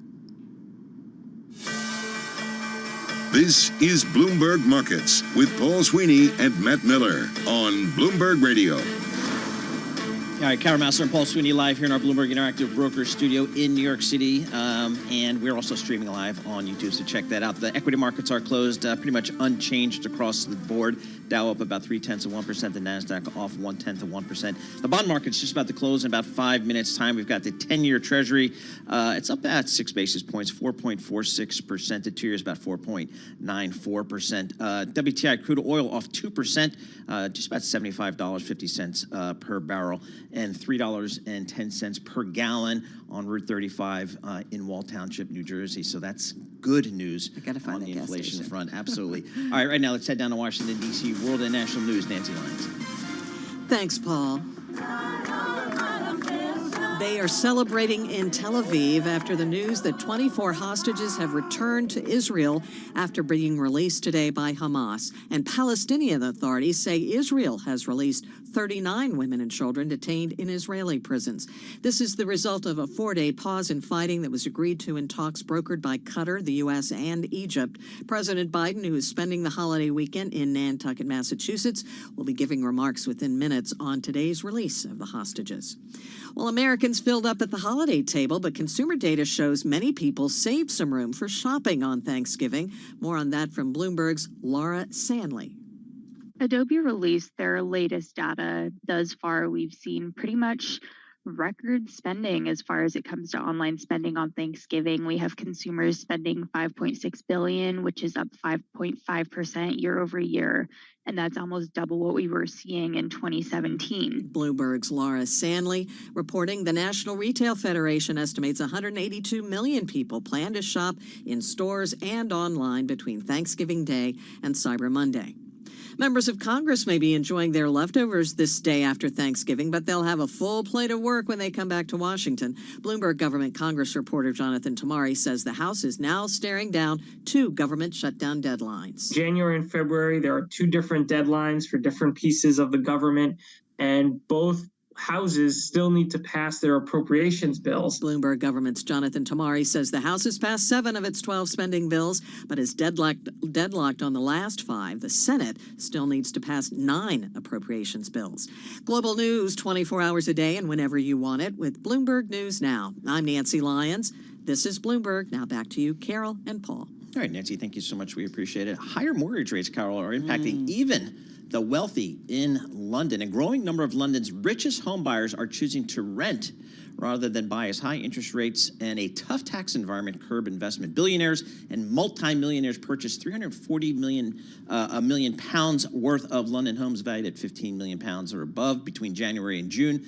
equating to an average of about 2 deals per month. That's according to a report by luxury broker Beauchamp Estates, based on some data that they have there. That's down from over $400 million worth of sales in the first half of 2022 and $514 million in a 6-month post-lockdown period during 2021. So renting versus buying. It's now getting serious. Yes. So For even the the ultra wealthy yeah. are saying, I can't buy, I'm going to actually have to rent. And so they're talking about an average of at least 10 super prime homes rented for values over £5,000 per week each month in the first half of this year. It's almost double the amount recorded in 2022. And they talk about a couple different things: taxation, state regulation, interest rates, of course, higher interest rates, all of this playing a role in this. Yeah, interesting. So like this, London is competing with other rival wealth hubs such as Dubai, the French Riviera, and Manhattan to attract multimillionaires and billionaires, said Jeremy G., managing director of Beauchamp Estates. Domestic issues, including interest rates, taxation, and state regulation, play a role here. So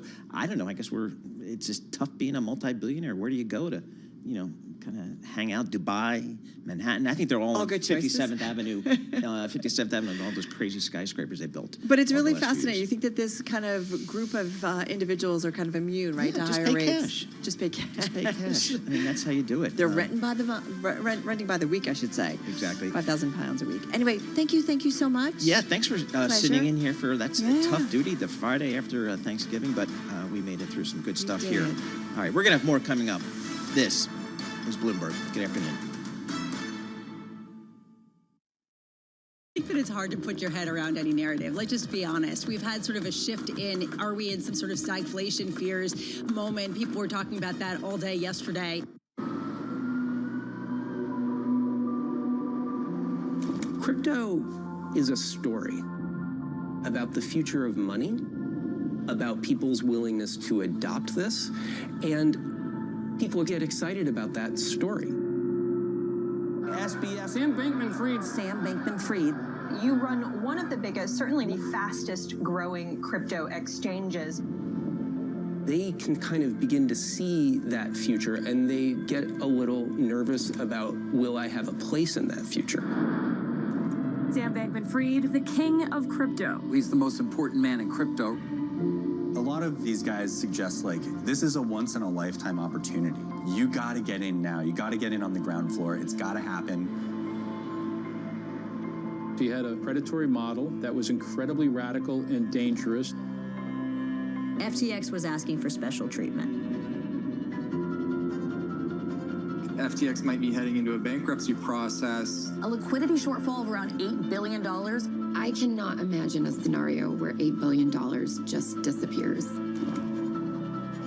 Crypto industry's been cut to ribbons this year. Bankman-Fried's company had an estimated valuation of $40 billion.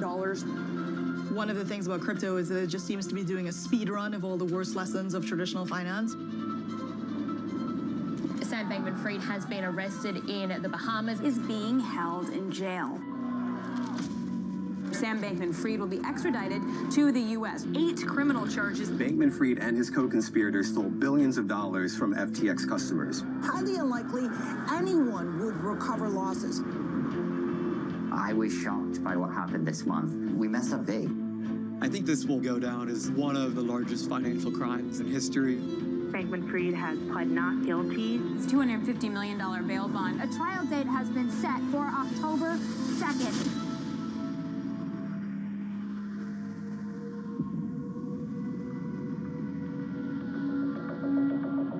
Sue, Mark. Are you in? I'm in. I'm in. I'm here. I'm in. We're in.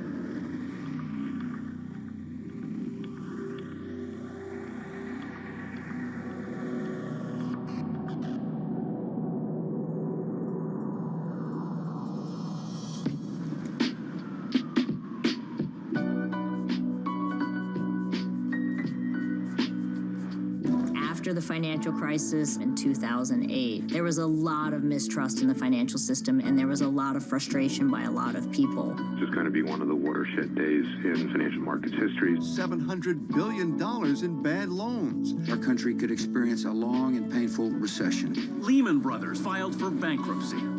There is no single action the federal government can take to end the financial market turmoil and the economic downturn. What started in America last year has now spread to every part of the world. The news from Wall Street has shaken the American people's faith in our economy. The greed that banks had shown, the unchecked risk-taking that they had done that basically put everyone in a lot of financial hurt. And Bitcoin was really born out of that. So crypto, in a sense, starts with Bitcoin, which is like meant to be a form of cash, right? It's like the original idea of Bitcoin is it's like a substitute for cash. There's a problem if you want to try to send money to somebody over the internet. It's digital. Digital is easily copied. So people had to figure out a way to send some kind of token of exchange that couldn't be easily stolen or double spent. The way this is done uses cryptography, the science of secret codes. And by creating that technology, then we're able to create this whole new world of assets called cryptocurrency. There was a lot of interest in it at the time from people who valued privacy. They saw this as a way to exchange money peer-to-peer in a way that was sort of outside the government's control. A Bitcoin is backed by nothing. It's just a Bitcoin. The only thing that makes it special is the fact that you and I and a community of people have agreed that maybe this token is worth something. In that period, there was a roguish nature to cryptocurrencies. There was a movement of decentralization going on, this idea of stick it to the man and no regulations. This was especially appealing for people who kind of wanted to be off-grid, were interested in unique technologies, and of course, people who wanted to make money.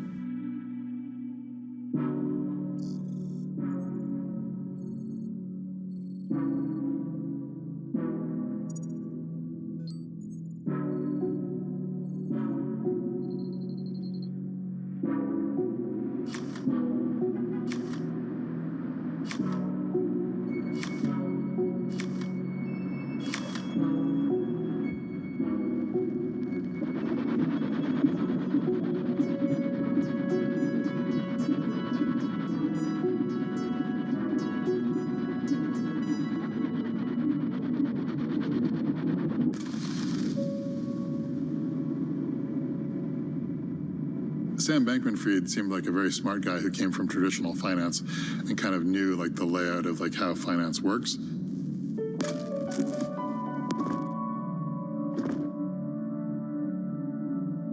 I remember when they told me about him for the first time.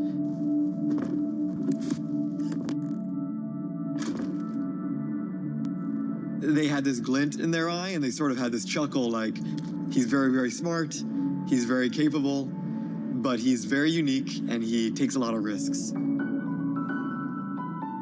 This is someone who was born and raised in Silicon Valley.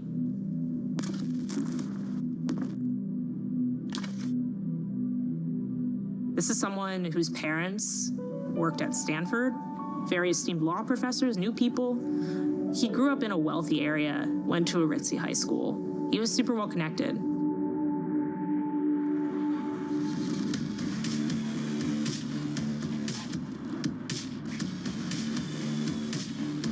I ended up interning at Jane Street, a finance firm, after my junior year and really liked it there. Jane Street is this super elite quantitative trading firm on Wall Street. It's super hard to even get an interview there, never mind a job. You have to be absolutely brilliant. They are obsessed with risk.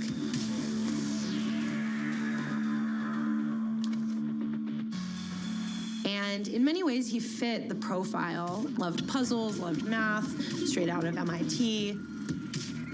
Finance is a good place to turn the ability to solve puzzles into a career, and often a very lucrative career. Crypto, you get to solve things that no one's thought about before. You're not as constrained by regulation or by having a boss who's been there for 20 years.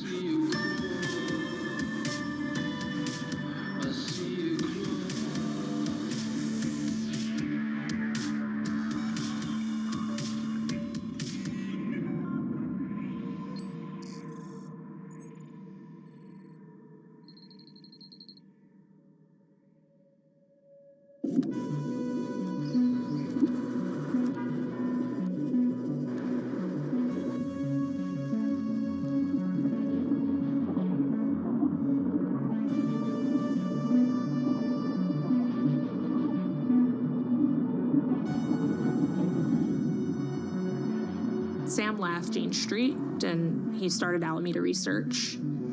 Alameda gets started in Berkeley in 2017. Sam has said that he wanted to give it kind of an innocuous name, especially because he was working in countries that might be suspicious of a crypto hedge fund.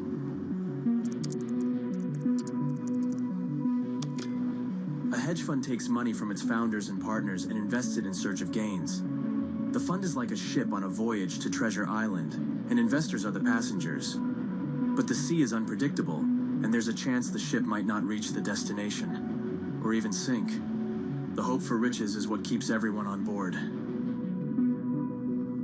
Sam's inner circle in Alameda were people from math camp, from MIT, and who he knew from Jane Street. They were all these math whizzes from Massachusetts and California.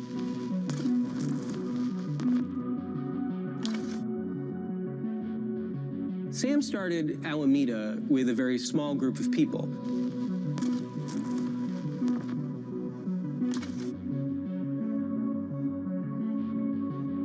If you can just get enough capital together, you can do that. So there are a couple of key players to know. First one, and one of the most important, was Gary Wang, roommate from MIT. Gary was the chief technology officer, the tech and engineering guy, an extremely gifted programmer. Nishad was head of engineering, so he was the other key piece to the tech side, along with Gary. Then you have Sam Trabucco. We're a cryptocurrency trading firm, meaning that we're sort of doing the same sort of things you do in traditional finance, but we're doing it in like the Bitcoin and like similar products. He was the co-head of Alameda with Caroline Ellison. Caroline and Sam met when they were working at Jane Street. Caroline Ellison was co-CEO of Alameda Research, and she was winning math competitions. I talked to Sam, who had just started Alameda, and he convinced me that it was an exciting opportunity, so I decided to take a chance on it.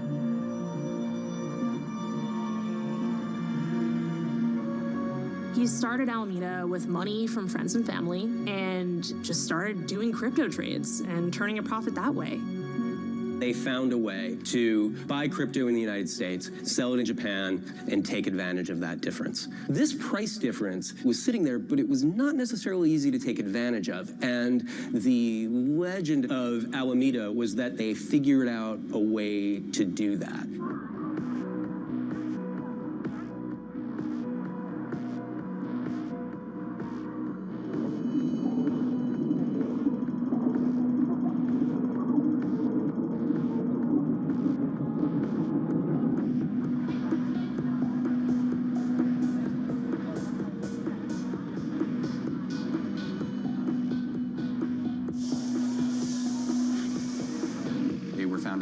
California, and then quickly decided to set up shop in Hong Kong. In Hong Kong at the time, the crypto scene was, pretty interesting. There were a lot of pro-crypto people there. I moved to Hong Kong in 2014, and it's where I started my career in venture capital. Venture capitalists invest in new businesses. It's like giving a kid with a great lemonade recipe the money to buy a bigger stand and more supplies. It's a gamble, but if the lemonade stand becomes a hit, your small investment could turn into a big return. During their time in Hong Kong, Sam was able to connect with multiple investors, and I think was when everything just really took off.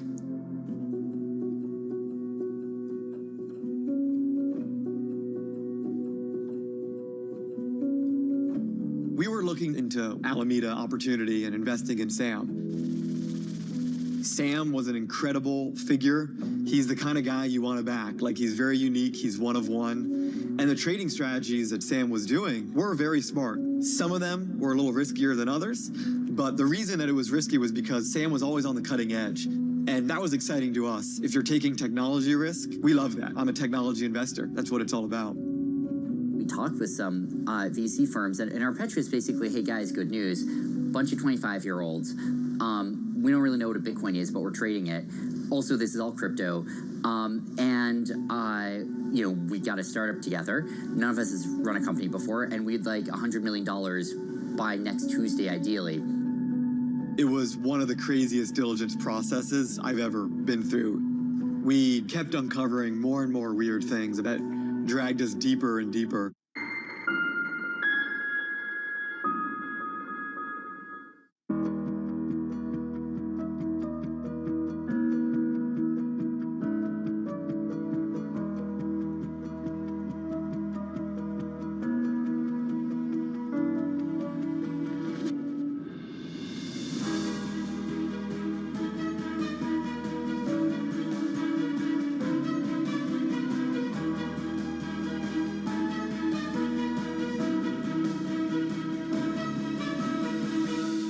So we get to ride in an Uber with the Uber CEO. Yeah, that'd be pretty cool. Come along with me, Emily Chang, as I ask tech leaders of today what makes their businesses future ready for tomorrow. You're an expert. I think that it's hard to put your head around any narrative. Let's just be honest. We've had sort of a shift in, are we in some sort of stagflation fears moment? People were talking about that all day yesterday. One week, he sent us his latest data, and he was down meaningfully. We were a little freaked out. We asked him what happened, and he responds, "Oh, I can't remember if I told you, but me and most of the senior members of the team, we actually had this idea for a crypto exchange. So that's why we've been losing money, because I've had my eye off the ball. I just think it's a calculated risk. It's worth it for me to lose money here and not spend time on it, because this exchange thing could be so big." And actually, I kind of like this answer. I've invested in many of the largest exchanges in crypto around the world. We can help you build an exchange. And he responds, "Oh, I think you maybe misunderstood me. This exchange we're working on is separate from Alameda Research." So I asked him, is it different people working on this exchange? Are you using separate intellectual property, separate IP, separate resources? Alameda is buying and selling. It's trading for its own book and, trying to do profitable trades. FTX, you can think of it as infrastructure. It's markets infrastructure, so everything that sits between a buyer and a seller.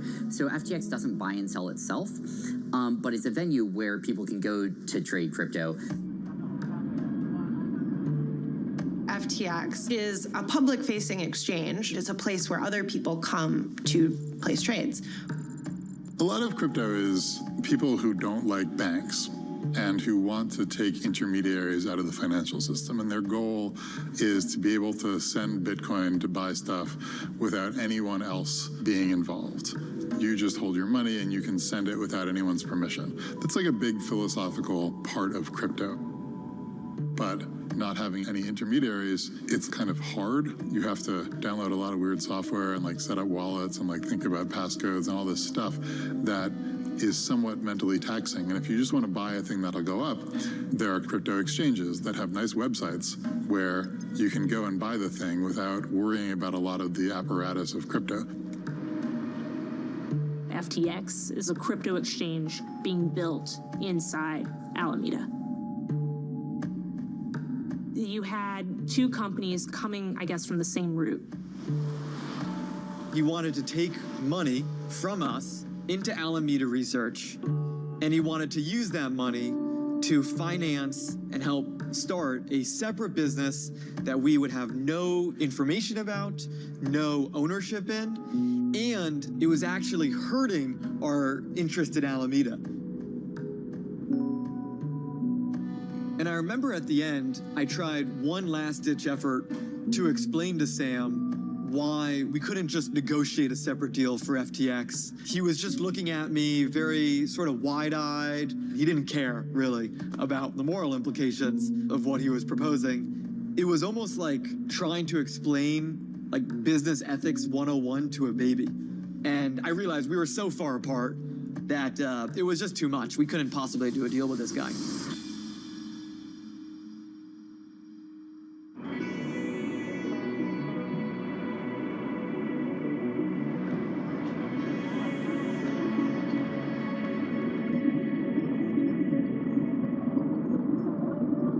They launched FTX about 18 months after they launched Alameda.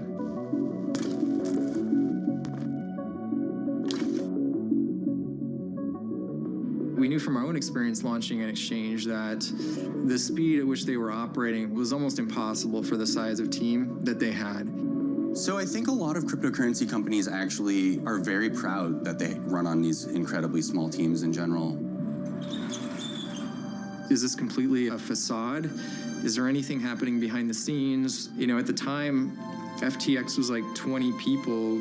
Kraken had 100 people on the security team alone.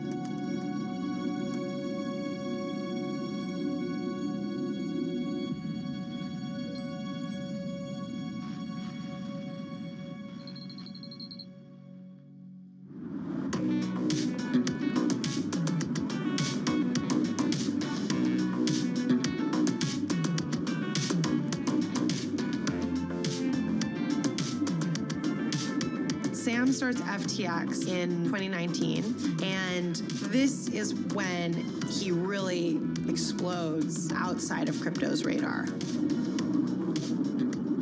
People talk about SBF as being like unconventional in some way. The kind of like crazy, you know, gigantic mop of curly hair, the like t-shirts that are like half fitting him, the cargo shorts, the fact that he looks like he hasn't showered for a couple of days.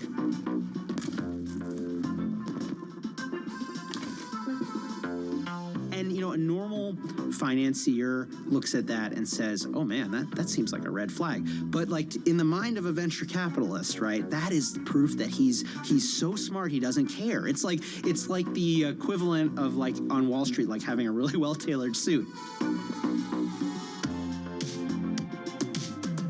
I've been working with programmers since 1988.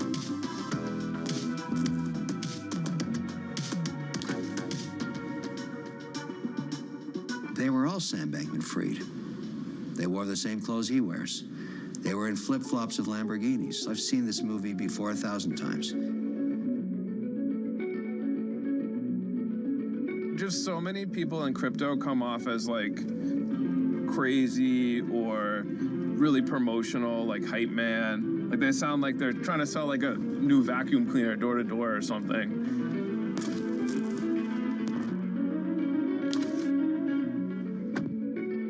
At this Bitcoin conferences, people literally like screaming on the stage, like, Bitcoin's going to the moon, yeah, like, Bitcoin's gonna save the world. And let me tell you that we are really changing the world as we know it. Be connected! Wow! The conference ended with a guy giving a speech about how Bitcoin would save El Salvador, literally bawling. We die on this hill. I will die on this hill.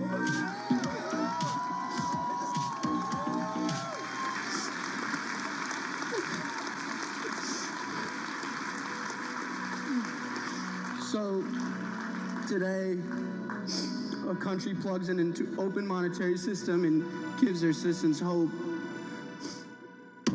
So in that world, Sam actually seemed pretty reasonable. So I thought we should build the first Alexandria here in El Salvador, Bitcoin City.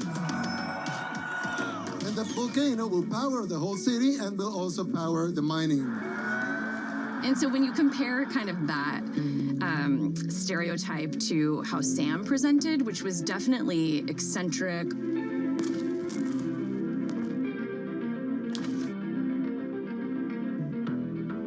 but the things he was saying were really thoughtful and seemed thoughtful.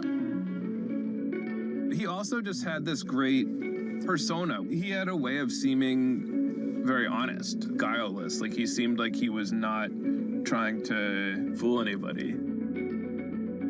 There was a tremendous amount of trust placed in Sam. He positioned himself as a guy who was trying to do crypto the right way.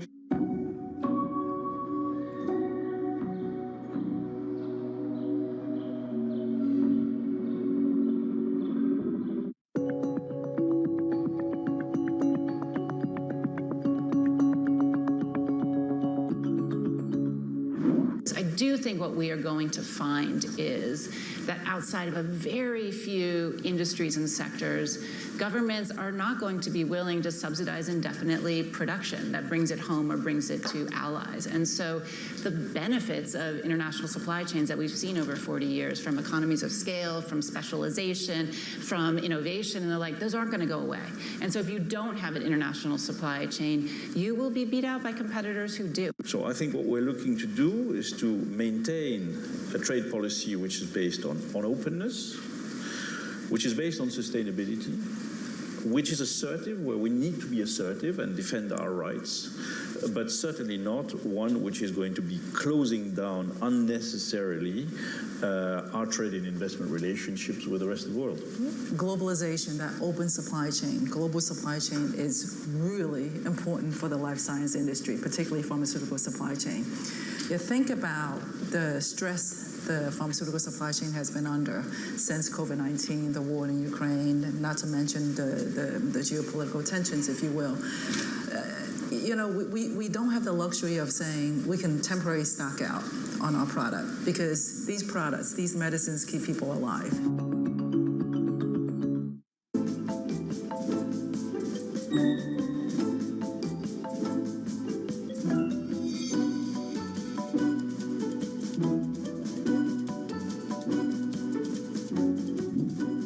Some people might say that insurance is a boring business, but is that not the case? No, I find it very interesting. I mean, you're not doing the same thing all the time. I liked it because it had a balance of doing different things at once.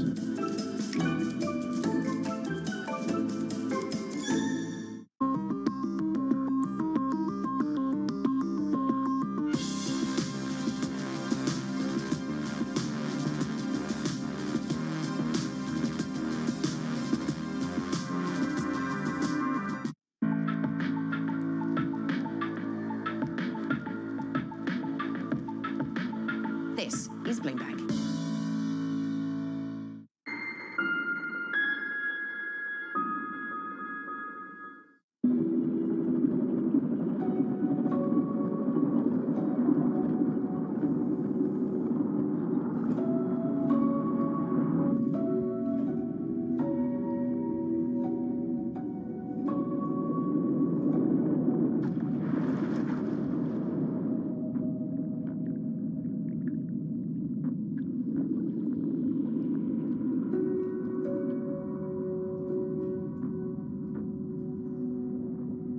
When he was a teenager, he had decided that he really wanted to dedicate his life to doing what was best for the world. He considered different things, like he tried being an animal rights activist. He considered like politics, but then he decided that really the best way would be to get really, really rich and then give that money away. What we need is an ethical revolution so that we can work out, how do we use this tremendous bounty of resources to improve the world? For the last 10 years, my colleagues and I have developed a philosophy and research program that we call effective altruism. It's always been, in theory, a goal of mine to figure out how I can have positive impact on the world. And I got involved in the EA community in college, and it's been a really big part of how I've decided what to do with my life. And so effective altruism becomes this, like, essentially a community of people that mostly develops online. It's very young, and it's about giving as much money as possible in the most effective way as possible. The effective altruists, like at first, they're like, all right, we've studied it and we've come to an answer. We must buy bed nets for everyone in Africa so they don't get malaria. And so these guys would go work on Wall Street, make some money, and give it to this bed net charity. Their philosophy is utilitarian, and that means like what's gonna do the greatest good for the greatest number of people. It sounds unobjectionable on the surface, but as time went on, their ideas got like weirder and weirder and more science fiction-y. They say we have to worry about the long-term survival of humanity. And as a result, like, they started worrying about apocalypses. They're like, all right, let's say there's something that could wipe out all of humanity. like killer robots. That would be very, very bad. So if we could do something that would prevent it, that would be very, very good. In fact, better than giving out bed nets. It gets to like, we need to stop AI from killing us. We need to stop the next pandemic. And that's the kind of effective altruism that Sam Bankman-Fried believes. AI is going to get more powerful, and it has the power to change the world for better or for worse. And it's going to happen. We're not going to not build AI, and that we are having the hard conversations about what role it should be playing.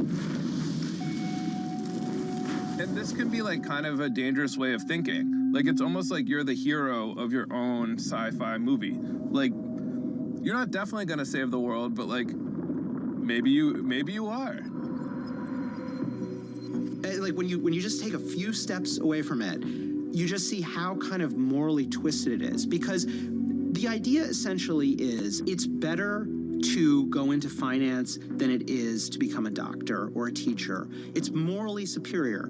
And that it's basically a philosophy designed to flatter the sensibilities of tech bros and finance bros, where now, like, you don't have to feel bad about being in finance instead of like actually helping people in your day-to-day life. If we succeed, we're gonna save the world, maybe? It's like, should I worry about like securities laws? Maybe not. Like, in fact, that might be bad. Like, if you don't save the world because you are too worried about what the Securities and Exchange Commission might think, like, maybe that makes you a bad person. It's a worldview that essentially justifies almost any behavior today, that justifies insane accumulation of wealth while not necessarily like paying your fair share to society.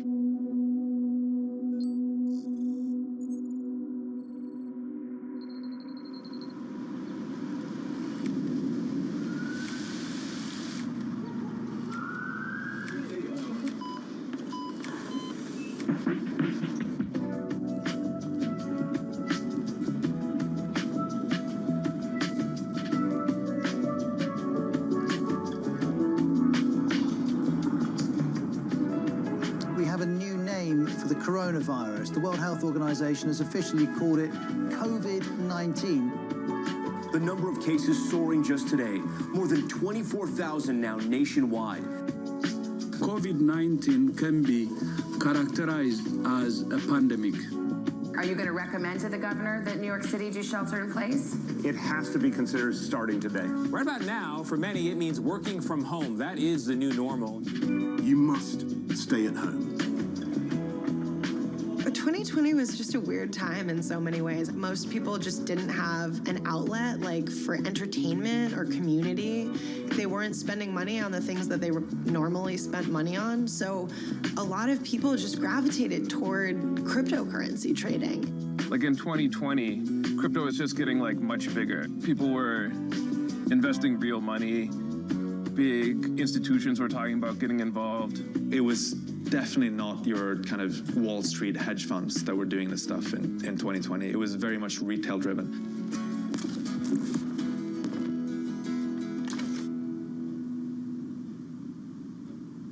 Many ex-poker players started trading crypto around then.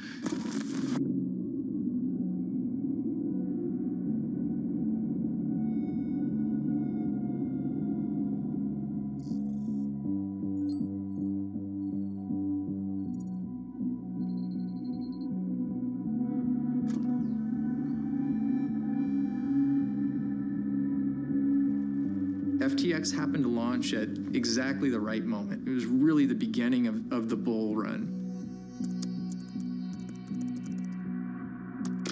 A bull run is a time of hustle and activity when investors chase higher and higher prices.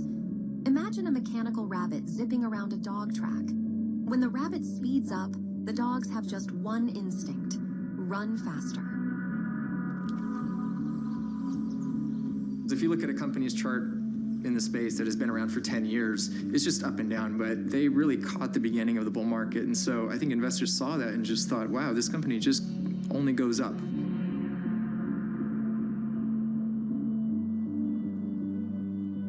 It was a little bit of right place, right time. Like, people were hungry for like new platforms at the time. And I think we always felt pretty good on the product side.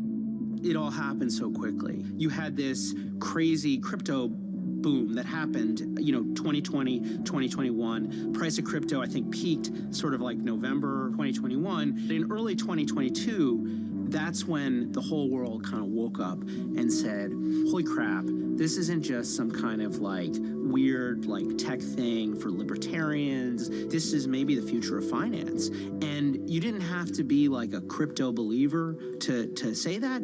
All you had to do was look at the money, because the money was so big.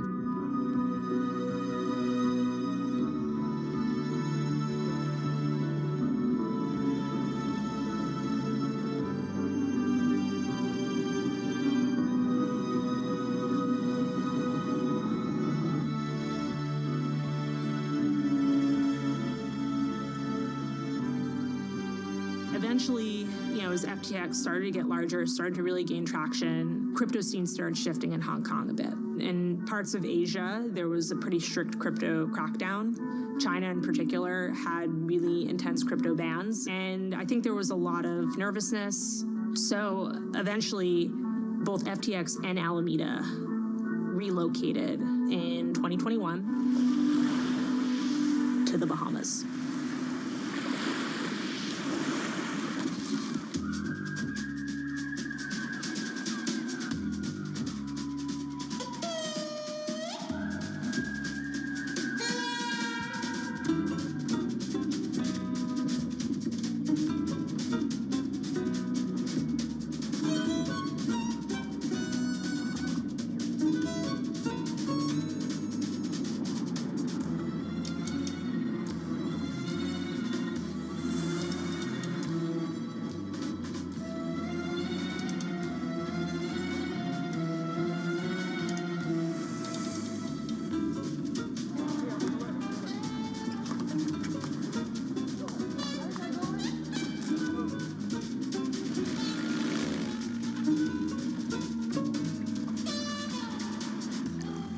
I think that we've been looking at the Bahamas for a while.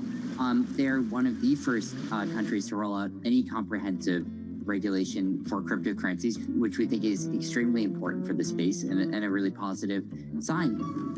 The reason FTX was in Hong Kong and then the Bahamas is because all the stuff they were doing would have been illegal in the US. Like, that's why these crypto exchanges are offshore. And the Bahamas was like, hey, crypto guys, please come here. We'll let you do whatever you want.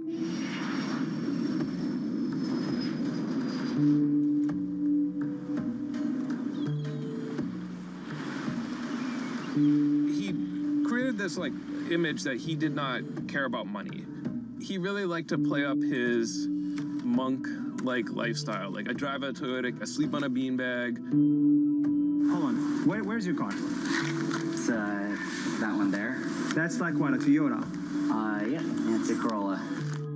And this place where he lived just did not fit with that, because he's living in a penthouse at like the nicest resort in the Bahamas. The nine colleagues and I bought a large apartment together near our office that we live in. And I'm sort of really fortunate to be able to have a really comfortable life and not have to worry ever about, money for myself. But I'm not particularly excited to dive into luxury. I'm not excited about yachts. And I both think it's not what I should do with my money. I think I should be thinking about how I can help the world with it.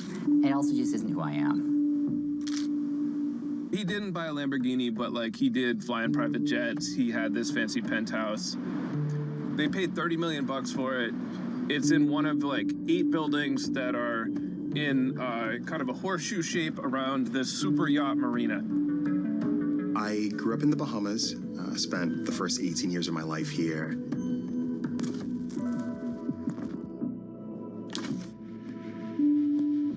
The Albany Club is a gated, exclusive residential community that also includes a hotel and a heavy nightlife scene. It's a place where the likes of Tiger Woods have residences, Justin Bieber.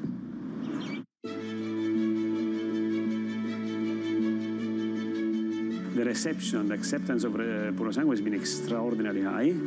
We had to stop the order for a while because we had to understand how to manage the supply chain. So there is a strong traction of Puro Sangue all over the world. How much do you worry about increasing production? and therefore becoming, I guess, less high-end luxury.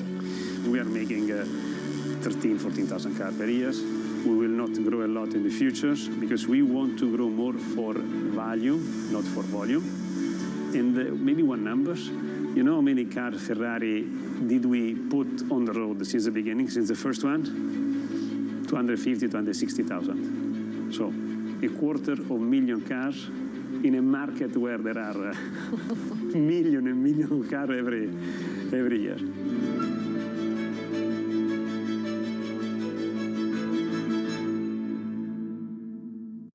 I went to Albany, and as soon as I got there, I felt like I was on this luxurious alien planet.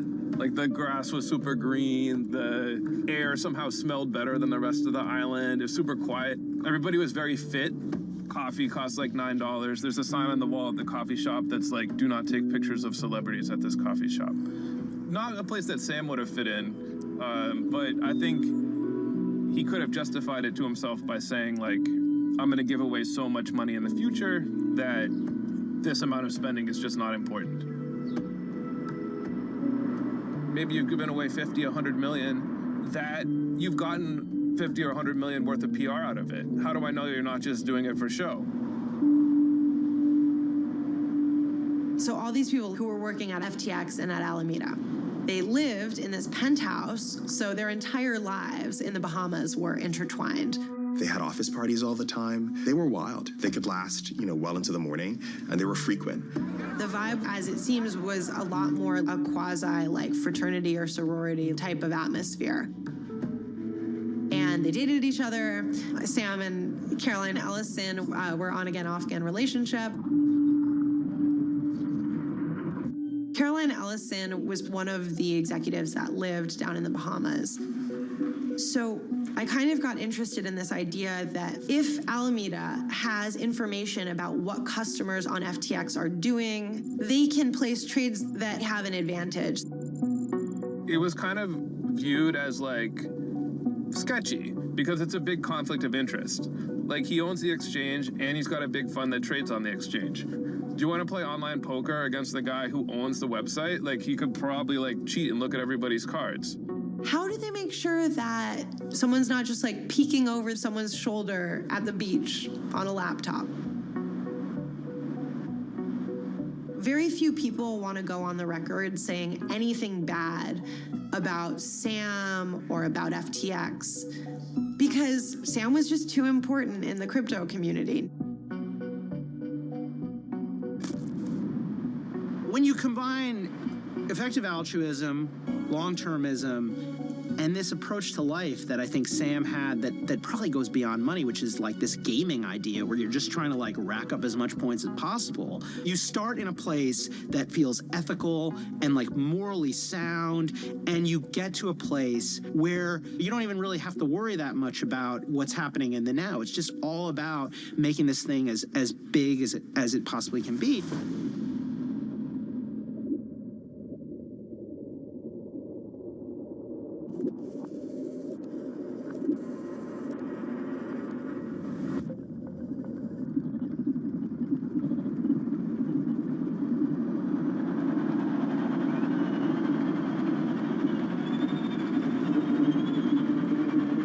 FTX's strategy was basically get out in front of everybody, as many people as possible, whatever it takes.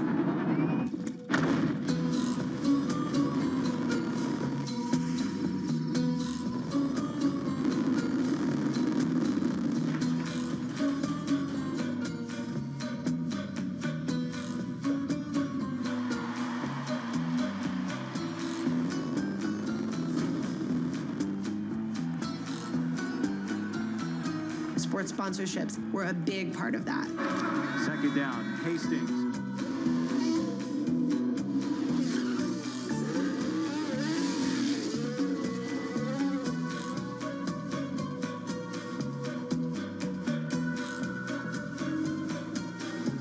This is actually really elite. Hey, it's Shaquille O'Neal, and I'm excited to be partnering with FTX. I'm Naomi Osaka, and I'm proud to partner with SPF. feel? Mark. Are you in? I'm in. I'm in. I'm in. Oh, I'm in, bro. I'm all in. Are you? Of course I'm in. Why you gotta ask? Trading crypto with FTX? I'm in. Is this about the new FTX arena? We're in. Our city, our team, FTX. You in, Miami? FTX obviously got the naming rights to an arena. They got these patches on the umpires' uniforms in Major League Baseball. There was a time when FTX was just everywhere out of the blue. FTX is dope. And they got spokespeople like Tom Brady and Giselle. Yeah, trade. We're telling everyone. Not a trade. I'm trading crypto. FTX is the safest and easiest way to buy and sell crypto. I got to ask you about working with Tom Brady and Giselle Bundchen. One of the user sets of people in the world who have absolutely massive reach and respect. It's hard to go against Tom Brady or Steph Curry or Lewis Hamilton, or people think what they're fed, essentially. If you have Tom Brady talking about FTX, yeah, I'm going to trust FTX. I feel very comfortable endorsing this product for what it provides as a service and how it can help someone like me and thousands of other players. By the way, this is all over the world too. So we're not just talking sports leagues in the US, we're talking Formula One and, billboards and ad campaigns in all kinds of different locations as well around the world. FTX did this ad campaign with Steph Curry, and I remember watching that Steph Curry one and just feeling very uncomfortable. This is Steph Curry, the world's leading expert on cryptocurrency. I'm not. Because the premise of that ad was that you didn't need to be a crypto expert to basically invest on FTX. Steph Curry sort of repeatedly says, I don't know anything about crypto. I don't know anything about crypto, which I'm sure is true. But then at the end of the ad, he says, and I don't have to know anything about crypto because I have this. I'm not an expert, and I don't need to be. With FTX, I have everything I need to buy, sell, and trade crypto safely. Now, and look, I cover business and finance, and I know that it is not safe. You're talking about an incredibly risky asset class. In looking at the height of FTX and Sam Bankman-Fried's power, you can look at the 2022 Super Bowl.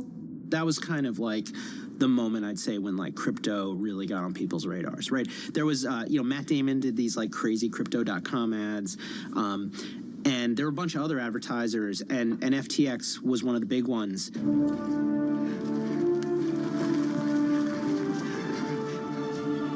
I call it the wheel.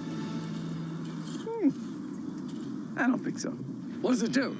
It rolls. Yeah, so does a bagel, okay? A bagel you can eat. The whole idea of the Super Bowl ad with Larry David was throughout history, there have been haters, basically, people who don't see what the future is going to hold.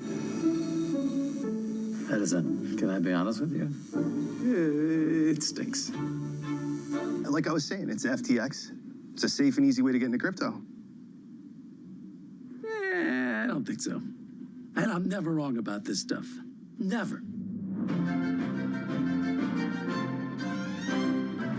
There was a question, where is all this money coming from?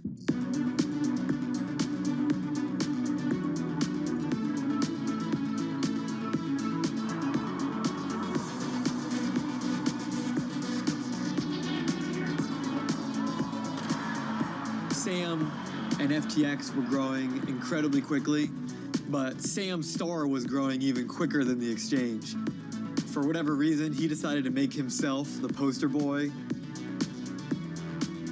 It's not like the CEO of Netflix is in all the Netflix commercials, right? No one really thinks about the founders of most of the businesses that most people use every day.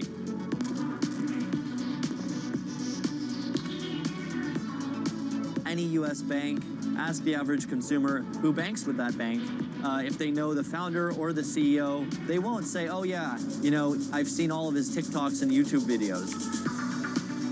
But Sam is front and center everywhere, and I had a conference in Miami, and the hotel I was staying at was across from FTX Stadium. when I went to San Francisco in July. Like, it was like, there was Sam and Giselle, like, staring down at me from all these mega ads for FTX. And I see at the bus stop Sam's face.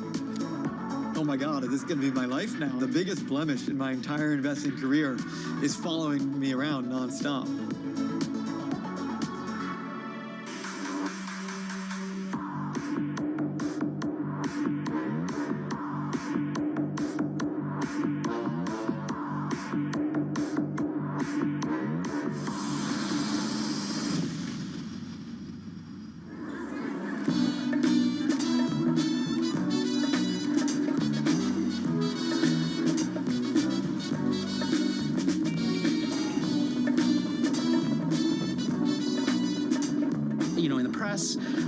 They processed it as a really exciting story, a success story, one that, provided, I'd say, hope, to the left. And even if you didn't agree with his politics, he was like a really interesting kind of new sort of philanthropist. And that was exciting to a lot of people.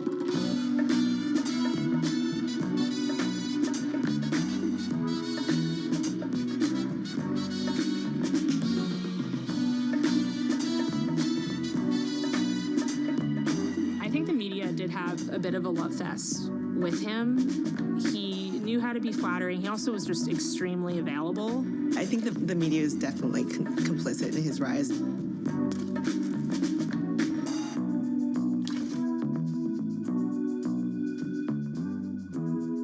He said that he was aware of the fact that most people in his position would have journalists and reporters talk to their publicist first, but he made sure to always keep an open line of communication with journalists. I'll spend time, talking with the press. I'll spend time, on interviews.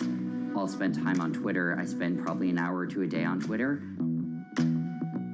People wonder, what was his secret to, getting such good press?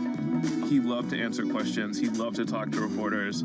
He would answer anything you asked. Well, it's a good question. It's a good question. Yeah, it's a good question. It's a good question. It's a good question. And frankly, it's a good question. Okay, that's a really good question. He wouldn't give you, some canned response.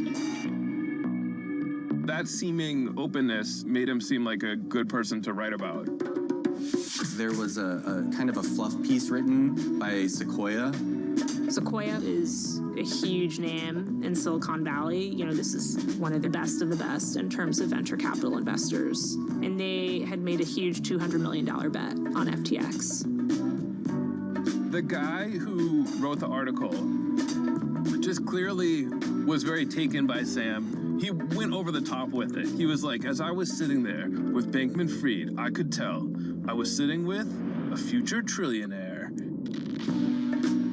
One of the things that they mention is that he was playing video games the whole time he was on this call with them. And they were all so excited about that. They were like, wow, he's multitasking. He's focused on League of Legends while he talks to us. He's a genius. People love a wunderkind, especially in the US context.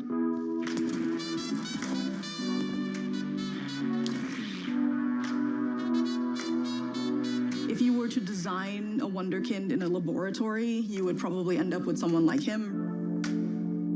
He had just sort of the cool factor that people in Silicon Valley were looking for. It's like Mark Zuckerberg with his hoodies. I talked to an FTX employee who asked Sam, why don't you get a haircut? And he said, I don't think it would be a good idea financially for me to get a haircut. He was among the richest people in the world. He was not only one of the richest people in the world, he was a young, rich person. He seemed so important to know and understand. And there was, I think, probably a fear of missing out on a profile of him when he seemed like such an important kind of guy, like such a linchpin in this industry.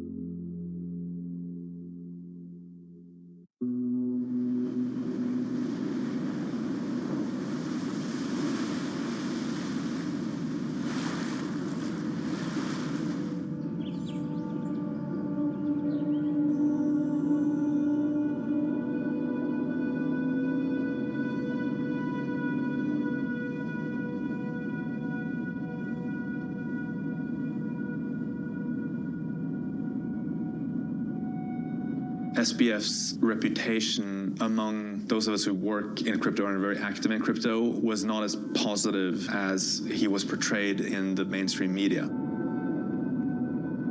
He was perceived more as someone who was quite mercenary and a bit of an opportunist. I heard stories already in 2020 about how he kind of mistreated counterparties that were in a weaker position. So I think many of us in crypto had a bit more of a hesitation when it came to the sort of king status that he was getting. I think many of us feel like perhaps we should have spoken up. But at the same time, it's difficult when you have someone who gets that popular and that powerful so quickly. And if you do speak up, you might not have all the evidence because a lot of this is rumor-based. And so you take a big risk if you do speak up.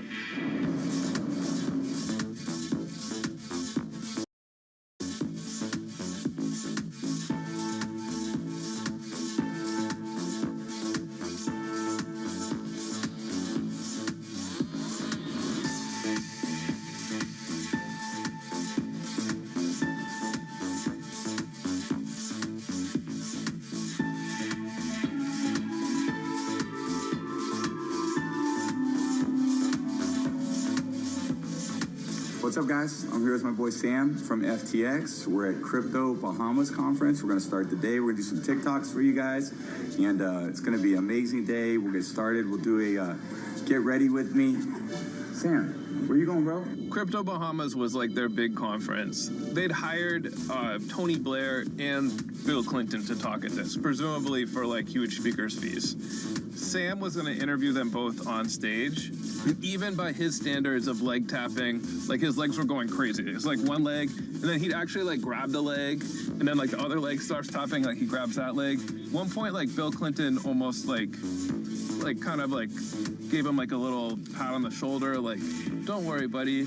It was kind of embarrassing, honestly. Like his questioning of them was so bad. It was clear he hadn't prepared for it at all.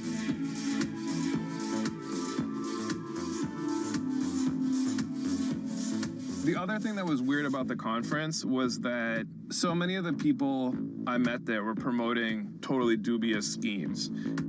It felt incongruous with the way Sam liked to present the company.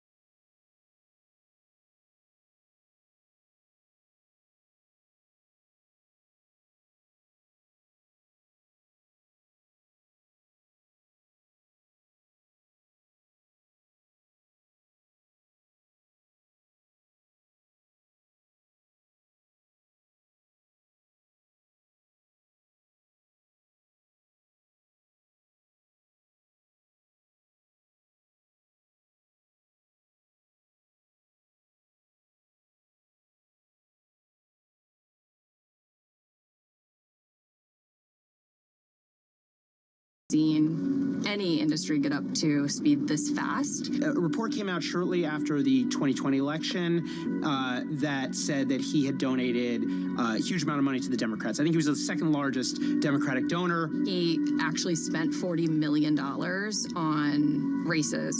I donated to both parties. I donated about the same amount to both parties this year. That was not generally known because for some reason, in practice, no one can possibly fathom the idea that someone in practice actually gave dark.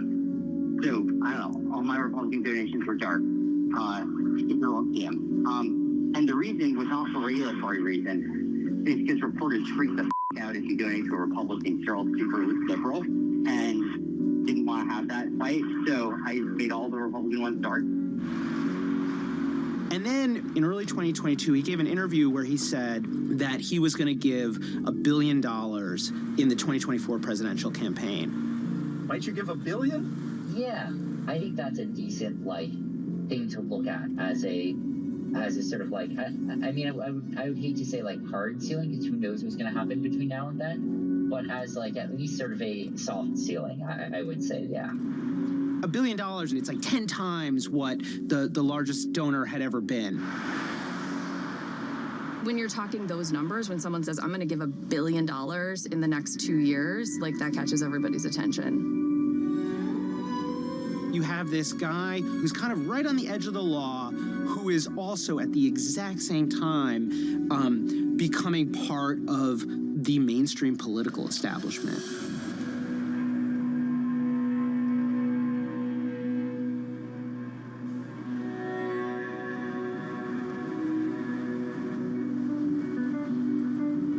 My background for the last 20 years, I've been a financial regulator in the federal government.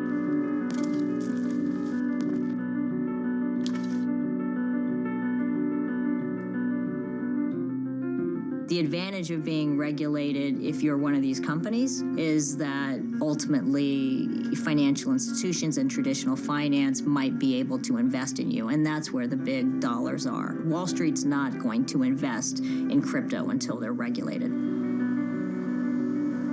A lot of crypto people operate at the edge of rules. Often they choose to operate in places where there are no rules. Crypto has been pretty thinly regulated in the United States. They often will hop from one city or one country to another depending on where they think it's honestly safest for them. FTX US did a lot less and allowed its customers to do a lot less than you could do in the main exchange that only people overseas were allowed to use. But FTX US, it's a foothold in the world's most important financial market. So the crypto companies all of a sudden came in and said they wanted to be regulated. Number one is regulation and licensing. That is the most important thing for our business. It's the most important thing for the industry right now. I met Mr. Bankman-Fried 3 times. He wanted to get his application through, and he needed my vote to do that. He had fundamentally a predatory model that was incredibly radical and dangerous.